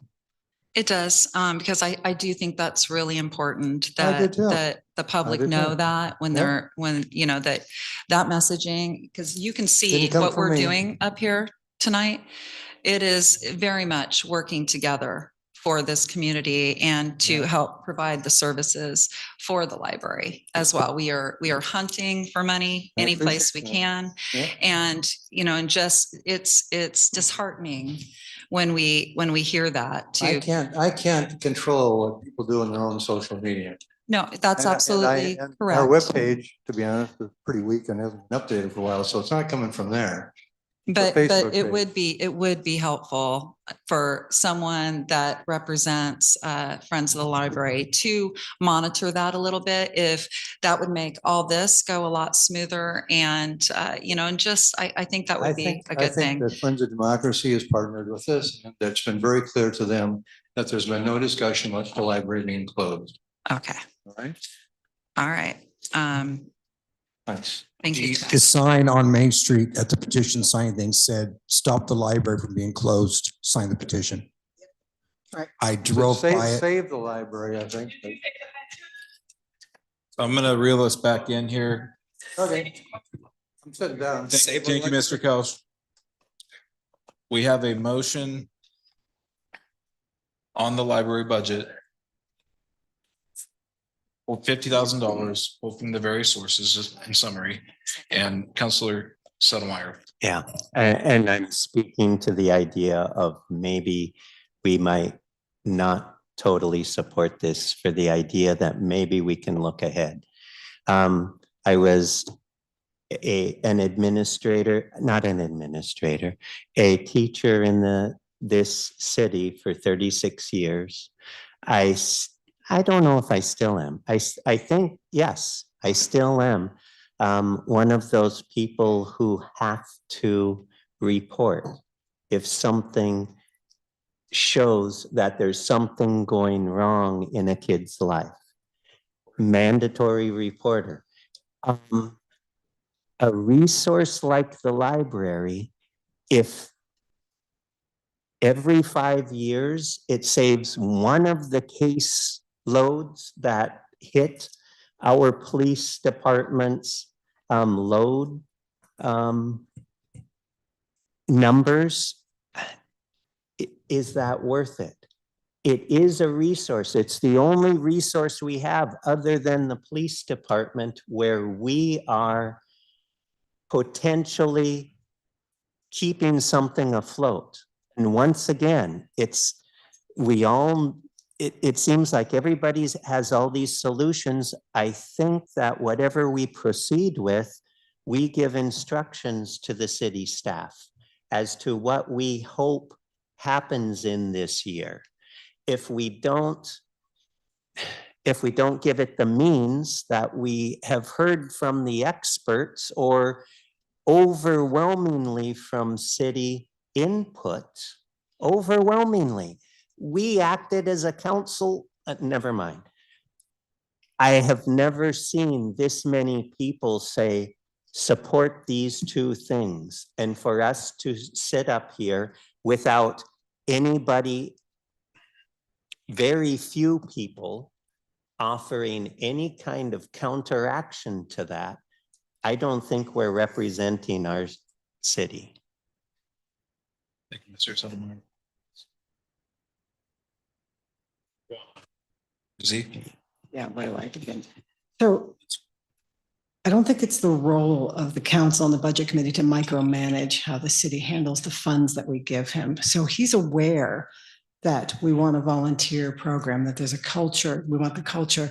So whether or not he takes that money and is able to fund 3 positions, 2 positions, however it ends up, he's aware that that's the end goal. I don't think that he's going to leave it limping along. And I feel weird talking about him as he's sitting right here. But I don't understand where all this harsh energy comes from. I think it's so out of proportion to what's really going on here. You know, we're sitting here spending on our fourth meeting, pulling $50,000 out to add to the budget, and spending all this time.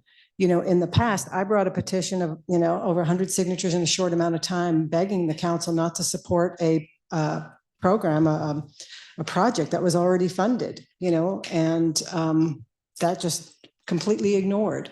We have brought up, many people have spoken and said they don't agree with putting any more money into the fund. People have spoken. Go back and listen to some of the comments. People are concerned about that. So, you know. How many? How many?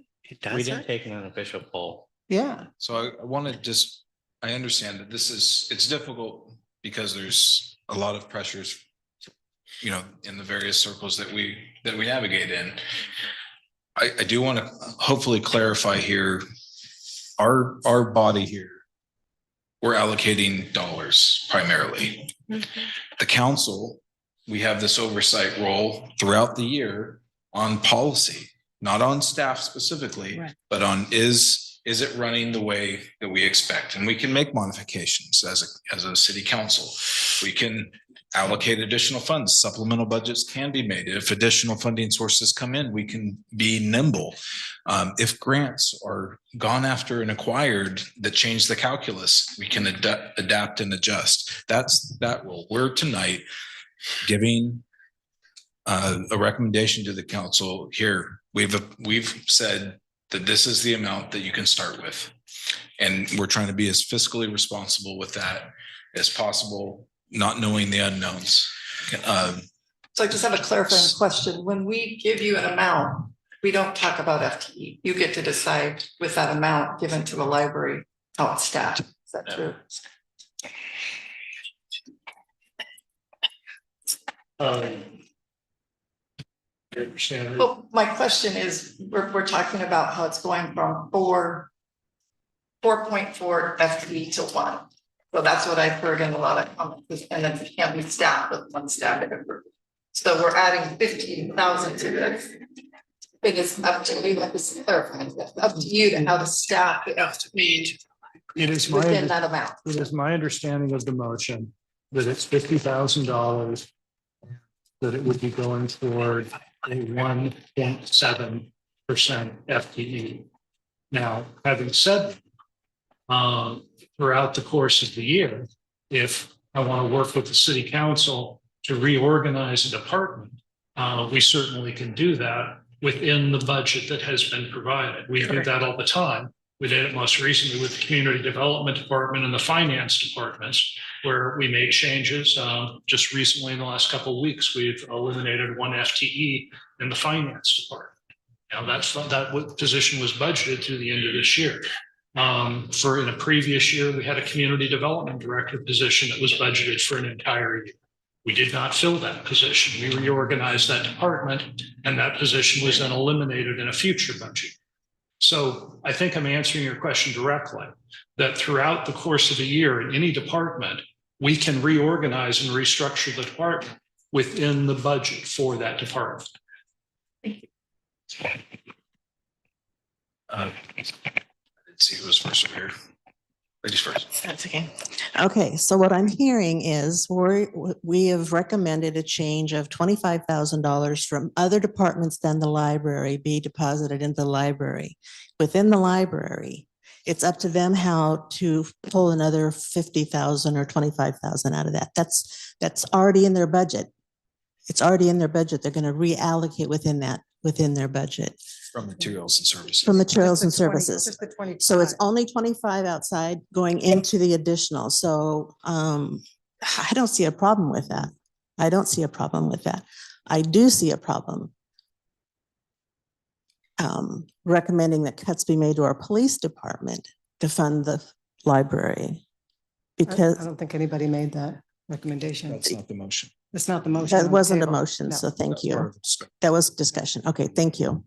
So we don't want to get too far away from the motion. I'm inclined to call the roll, but Councilor Wilson, you had further discussion? I just wanted to clarify the motion, just mainly, I think that just happened, is that because the 25,000 reallocation of the services within the library budget was part of the motion. Correct. As I recall. Materials and services. Materials and services. I just At the wanted to make sure discretion that of that staff. was so that there'd be a total of 50,000 Added to. added to personnel. Right. But you did not clarify how many people or how many FTEs were We being don't- I added. clarified that that's not our role. Right.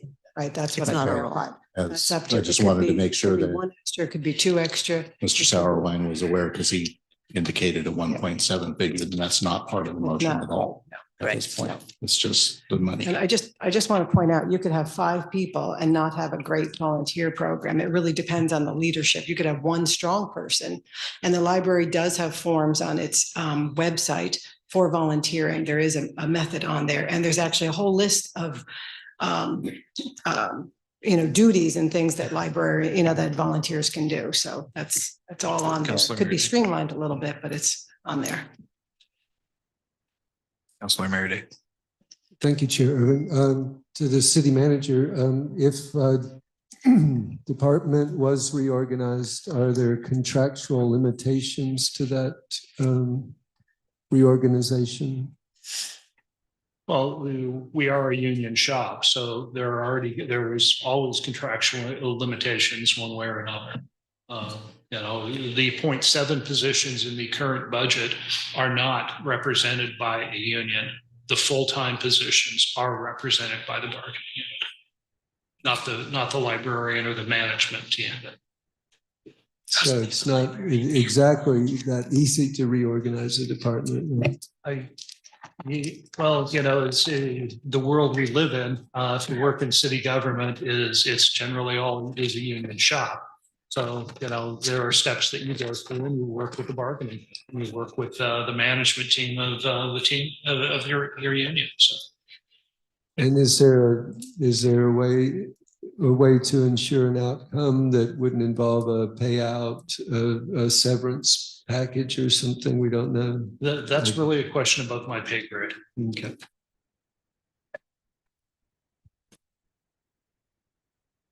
The recorder, please call the roll. Counselor Wilson, Aye. Aye. Counselor Meredith. Aye. Counselor Hein. Aye. Counselor Lammerman, No. Counselor Settlemyer,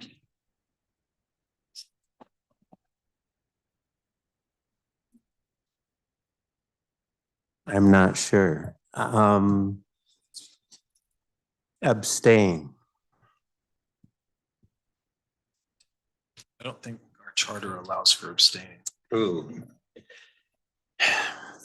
I guess if I say aye and we come up with more money, I can say aye again. So I'll say aye.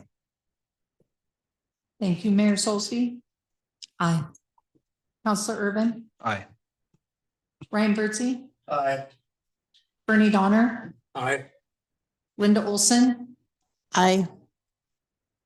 Joyce Settlemyer. Aye. Danny Solsby. Aye. Chris Wagner, Aye. Johanna Z. Aye. Right, motion carries. 12 in the affirmative, 1 nay. 13. Is there 14 total of us? Oh, that's this guy sitting in this seat. All right, so 14.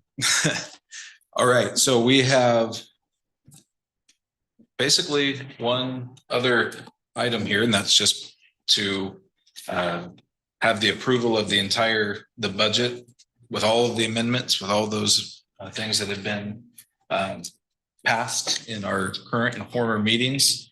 And that would send this budget with all of that to the city council for adoption. It sounds like at the June 22nd meeting.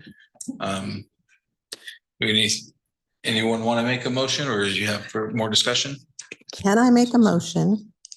I'd like to make a motion to move the library to 4 days a week. And in thinking about the reconfiguration of the existing fundings. I don't think that is a motion that can be made in this context. Okay, Bruce, we're having some bleed through in the audio.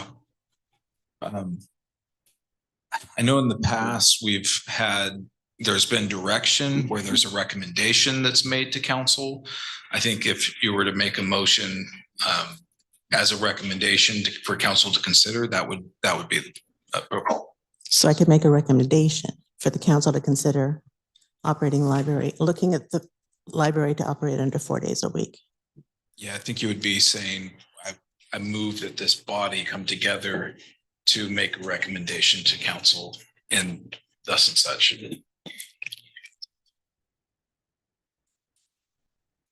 Okay. Oh, I'm not very good at this, so, okay. So I'd like to make a recommendation. A motion that the budget, maybe let me try it on. Okay. And if I get it right, you can say. Something. Okay, thank you. That the budget committee recommend to the city council that the library move to a 4-day operation. Agreed. That's what I'm trying to say. I'd like to make a recommendation. So moved. So we have a motion. Second. He said, not allowed to make. I didn't. Are you? I did not move. I did. Let him move.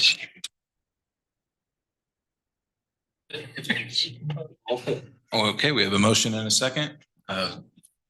Committee member Olson with the motion and committee member Donner with the second. Any discussion? Councilor Wilson? Just to clarify, the motion would present to the city council to recommend to city staff that those changes be made to the library. Or as part of reorganizing. Motion maker, do you have any clarification you'd like to make? So it needs to go to the staff, correct? What I'm hearing is the council takes it to the staff. City council policy making. Okay, Staff are the executives. They administer those policies. So if it's a policy recommendation, The city council can, as a policy, say, we'd like to have the library run on a 4-day a week schedule, we direct city staff to make that happen. Yes, that could be done. Okay. Councilor Memberman? So correct me if I'm wrong, we can simply recommend, I don't think we can necessarily make a motion either because the city staff and the city manager control the operational aspect of the library, not council. Am I right or wrong? If there's this happened at the last year's budget committee meeting, that the budget committee made a recommendation to the city council that we make some changes to how we budget over the course of the year so that we're reducing the difference between, in our general fund, the difference between what we spend and what we bring in. And that recommendation was made from the budget committee to the city council. We put it on a city council meeting agenda. Subsequently, the city council adopted that as direction to city staff. If this recommendation were made to the city council and the city council were then at a subsequent city council meeting to say, we endorse the recommendation that was made by the budget committee, city staff would still definitely take that under advisement. And we would probably have a discussion about how we would be able to or not be able to implement it. okay. Okay, that makes sense to me. Thank you. Any further clarification needed? Recorder, please call the roll. Councilor Hyde? Aye. Could you repeat, please? Aye. Thank you. Councilor Merida? Nay. Councilor Wilson? Aye. Councilor Settlemyer? Nay. Councilor Lammerman? Aye. Councilor Irvin? Nay. Mayor Soulsby?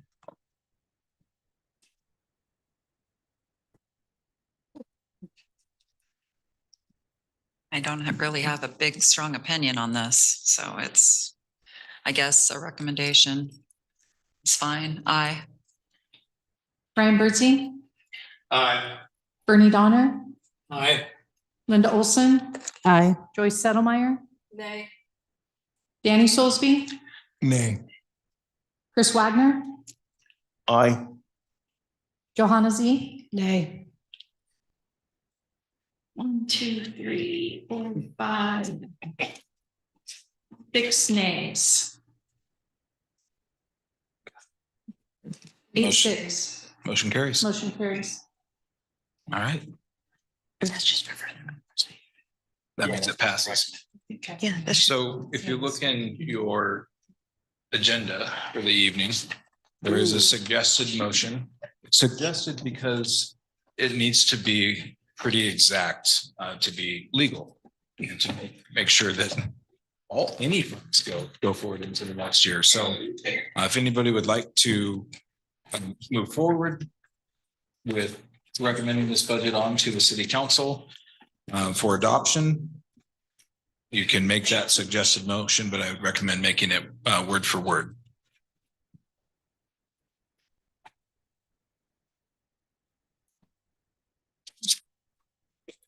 Councilor Wilson. I move that the Budget Committee approve the 2026-27 fiscal year budget as previously amended, authorizing the city's permanent tax rate of 7.2087 per $1,000 of assessed value and recommends city council adoption. A second. Motion is second. Any discussion? Seeing none, will you please call the roll? Bernie Donner, Aye. Brian Birdsey, Aye. Linda Olson, Aye. Joyce Settlemyer, Danny Soulsby, Aye. Chris Wagner, Aye. Johanna Z. Aye. Counselor Irvin, Aye. Counselor Lammerman, Aye. Counselor Settlemyer, Nay. Mayor Soulsby. Aye. Counselor Hine. Aye. Counselor Merida. Counselor Wilson. Aye. 12-2, motion carries. Congratulations. All right, everyone. Well, don't get excited. We have another meeting. Yay. But let's take, well, actually, we need to adjourn this. So this meeting is adjourned. Let's take a break, 10 minutes. And we'll come back and we'll convene as the Urban Renewal Agency for consideration of the urban renewal budget.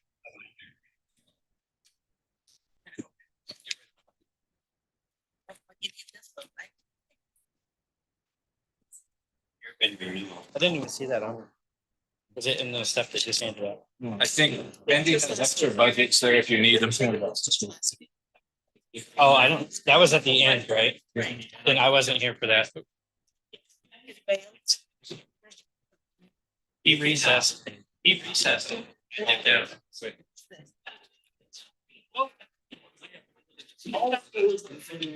This is the one that they use at the end of the meeting. Yeah. Here you go. Got one. No, I don't. Where is? I don't know if you read it.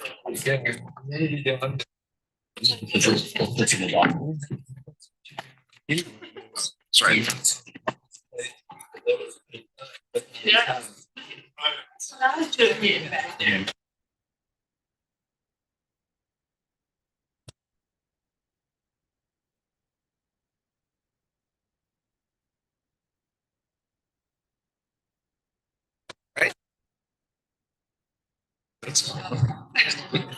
Long wait. Oh, never mind. No. She going around the tree. Yeah. Different company. Round one. Ding, ding, ding. Well, who knows what we're getting into with this one? I don't know.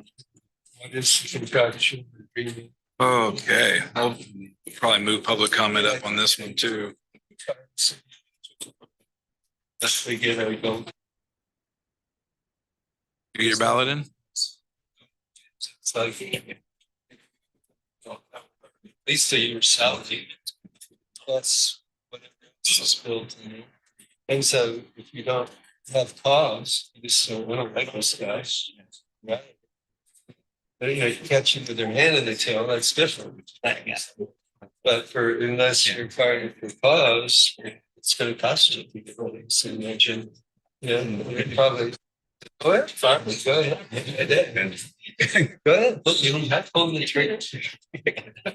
And they're a good city manager does, he got fired from his last job.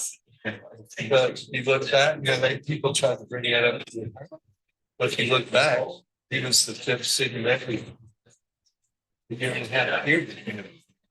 I had a contentious council that was ready to. Yeah, thank you very much. Anyway.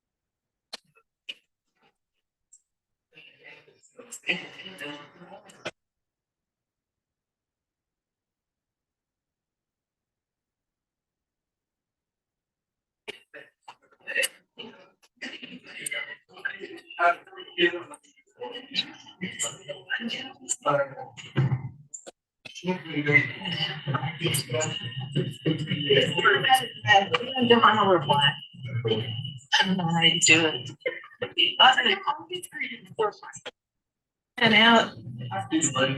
Okay, so this is. We've been crossing over to the other side.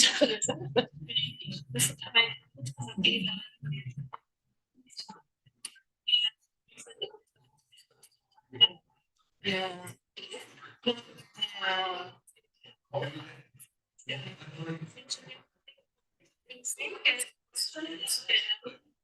Yeah, yeah. Plus they love you.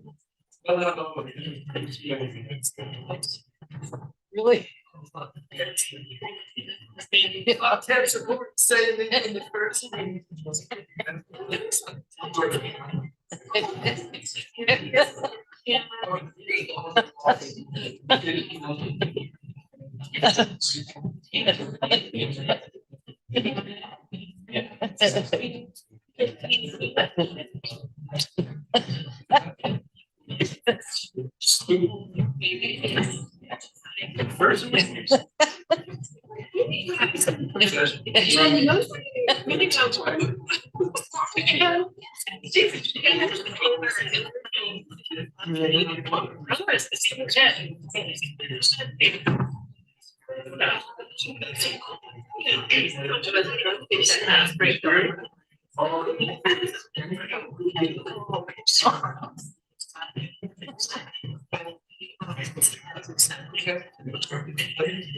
Wait a minute.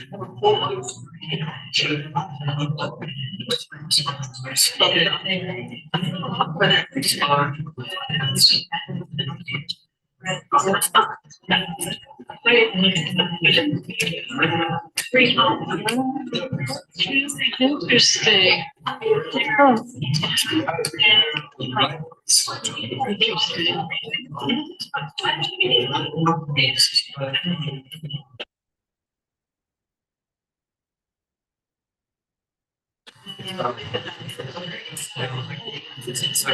Pardon me? Thank you, Mindy. Thanks so much.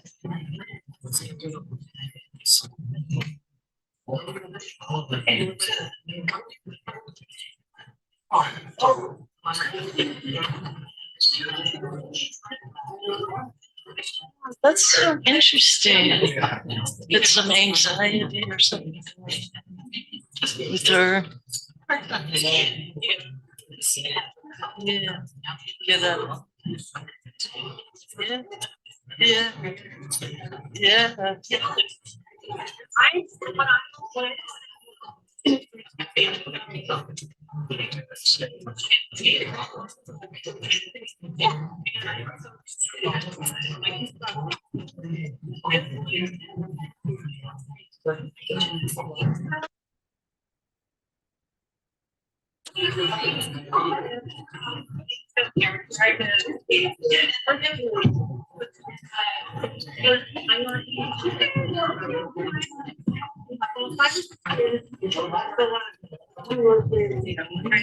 What I don't want to do is make your package like.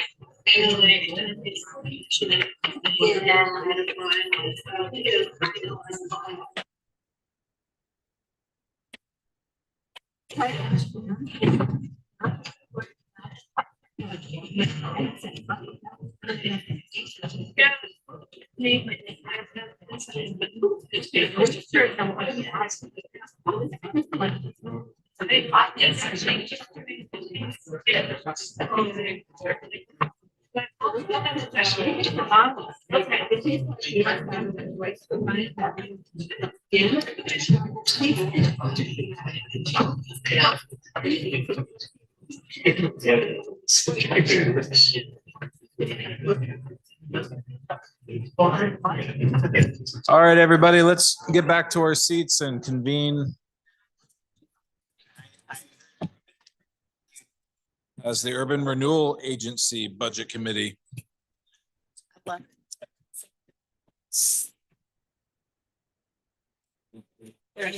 I'll look to you.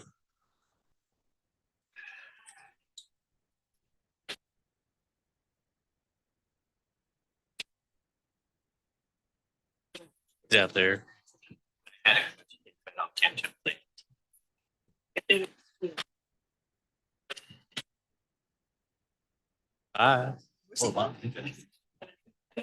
He's just being a goober.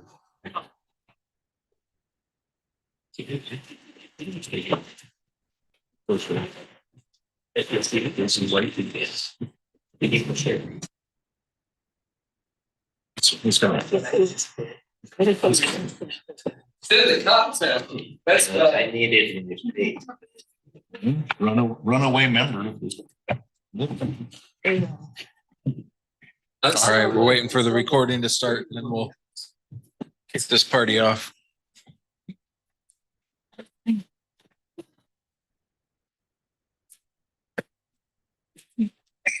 All right. Welcome, everybody, to the Urban Renewal Agency Budget Committee meeting. Will the recorder please call the roll? All right, Counselor Height. Here. Counselor Meredy. Here. Counselor Wilson. Here. Mayor Soulsby. Here. Counselor Settlemeyer. Here. Counselor Lammerman. Here. Counselor Urban. Here. Brian Birdsey. Here. Bernie Donner. Linda Olson. Here. Joyce Settlemeyer. Here. Danny Soulsby. Here. Chris Wagner. Here. Johanna Z. Here. So our first item of business is to elect two positions, a chair of this budget committee and a vice chair. I'm doing this because I am currently sitting as the Urban Renewal Agency Chair, which is different than the Budget Committee Chair. So would anybody like to make a nomination for chair and vice chair that we can vote on?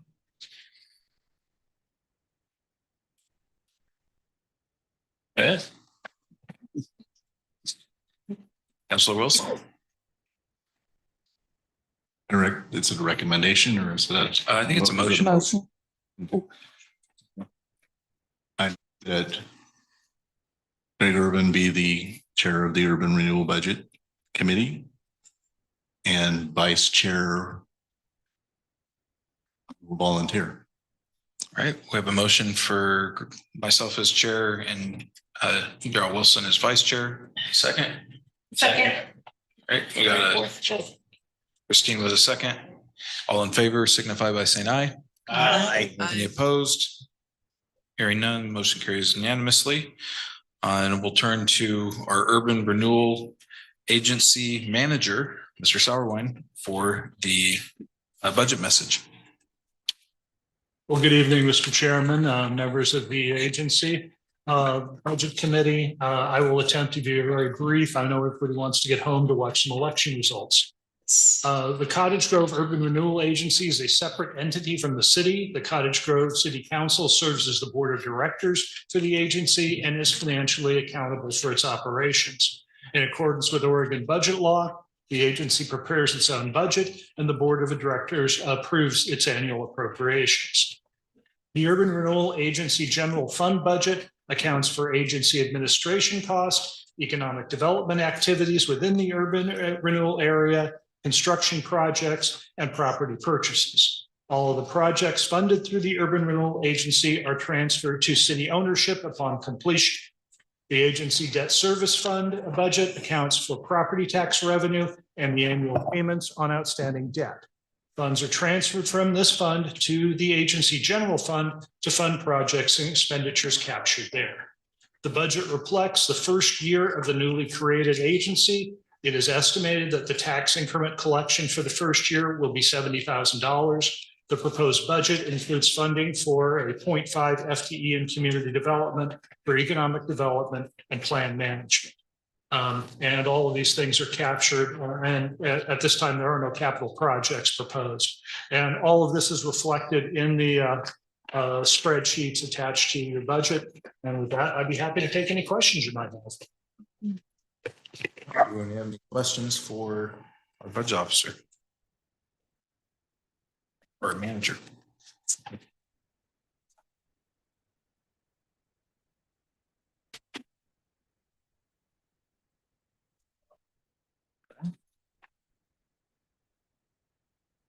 Mr. Stewart, do you have a part in this? Wonderful.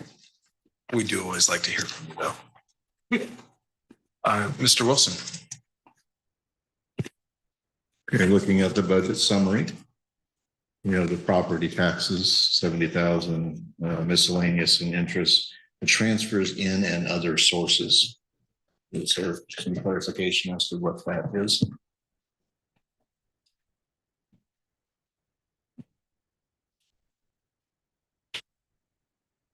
That's the, are you looking on page 4? I'm looking on page 3. Under. This right here. It says transfer in and other sources for a total URA resources of 140,600. The transfers in and other sources, what is that?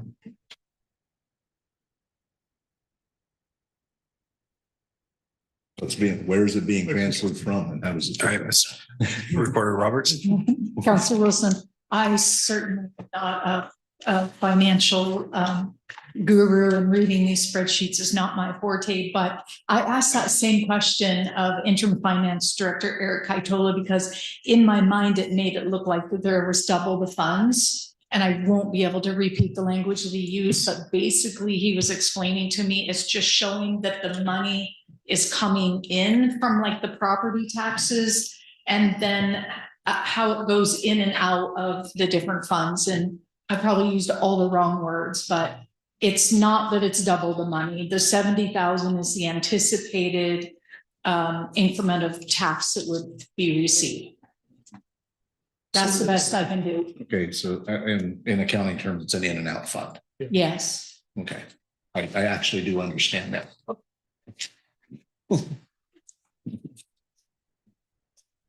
So library.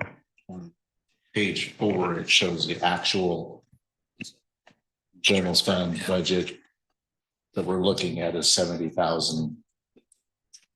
Yes. 500.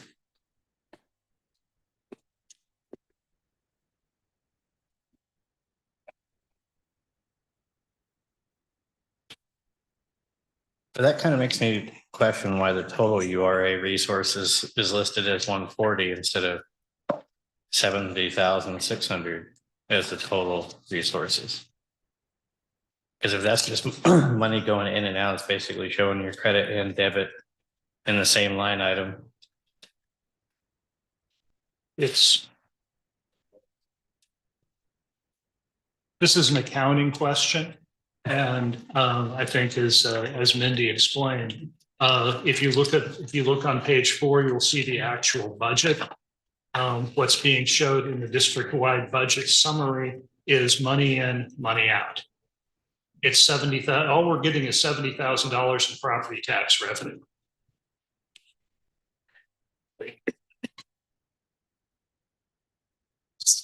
So in my mind, it looks like it should have been a 70 in and a negative 70, but it is an accounting question. He's not here to answer that question, but it would have negated that as an in and out. Okay. Right. So I think it's basically just a small misnomer there.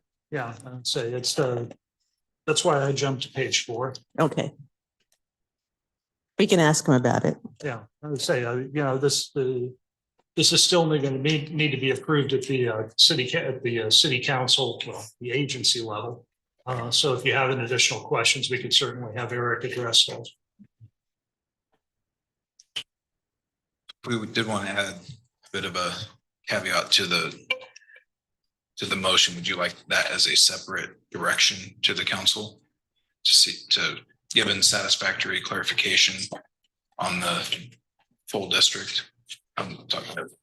Yeah, I think that would be okay to add to the motion. I think a piece I left out is on page 3. It shows the district-wide budget summary. And page 4 is the general fund showing the resources and the revenue. So it shows the money coming in, and Public Works Director Stewart, I'm stumbling over how to explain this. Maybe you can do better, or maybe we just defer to the interim finance director at the council meeting. Yes, I have to say. Mr. Sarah. There's a public process in that first phase. The general budget is, we have projected $70,000 coming in with new tax increment, and we're projecting 38% for the position, and the rest of it will just be.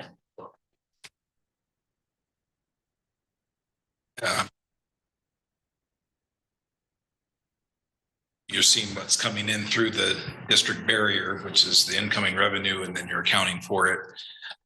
So you're seeing the whole picture of the money, but the general fund is what we're talking about, what the resources that the district can allocate. I mean, let's put it this way. We've heard what you had to say, and we'll make sure that we have an adequate explanation for you before we ask the council/agency to actually officially adopt the budget. Okay. Yeah, appreciate that. Just to make sure.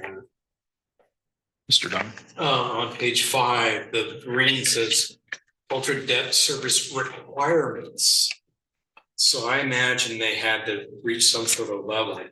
I don't know for sure, but and so he transferred in. Okay, we got that level. Pull back out. Sort of. I don't know, but it's requirements. It's listed as requirements. Yeah.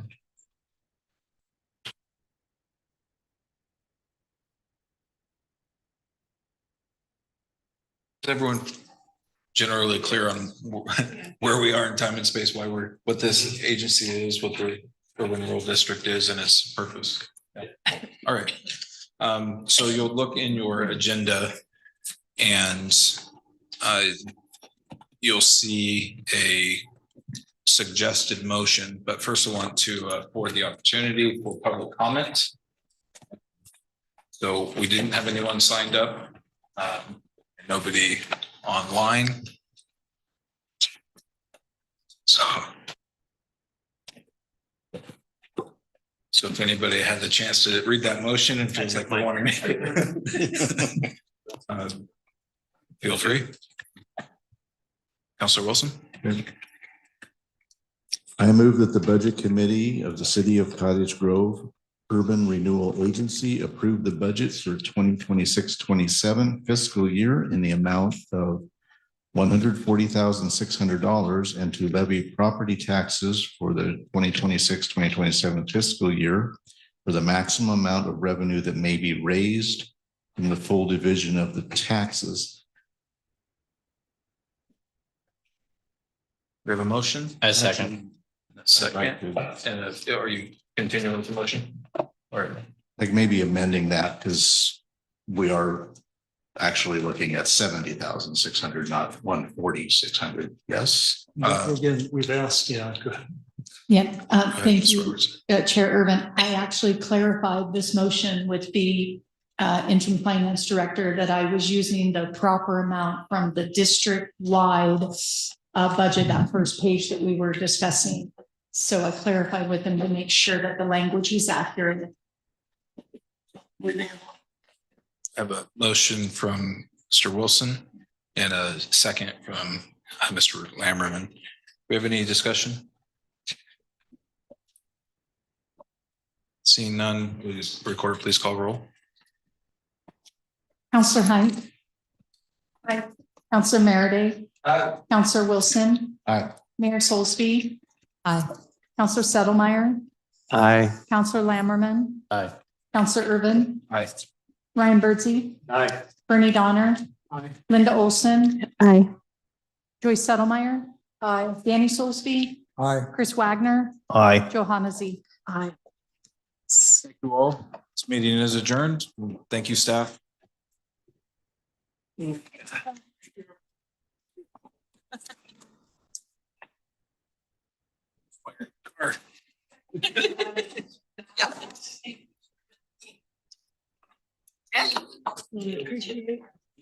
That we did it this way and not what the school did.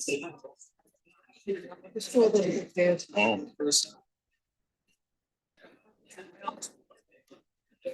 Did I just get? Good night, thanks.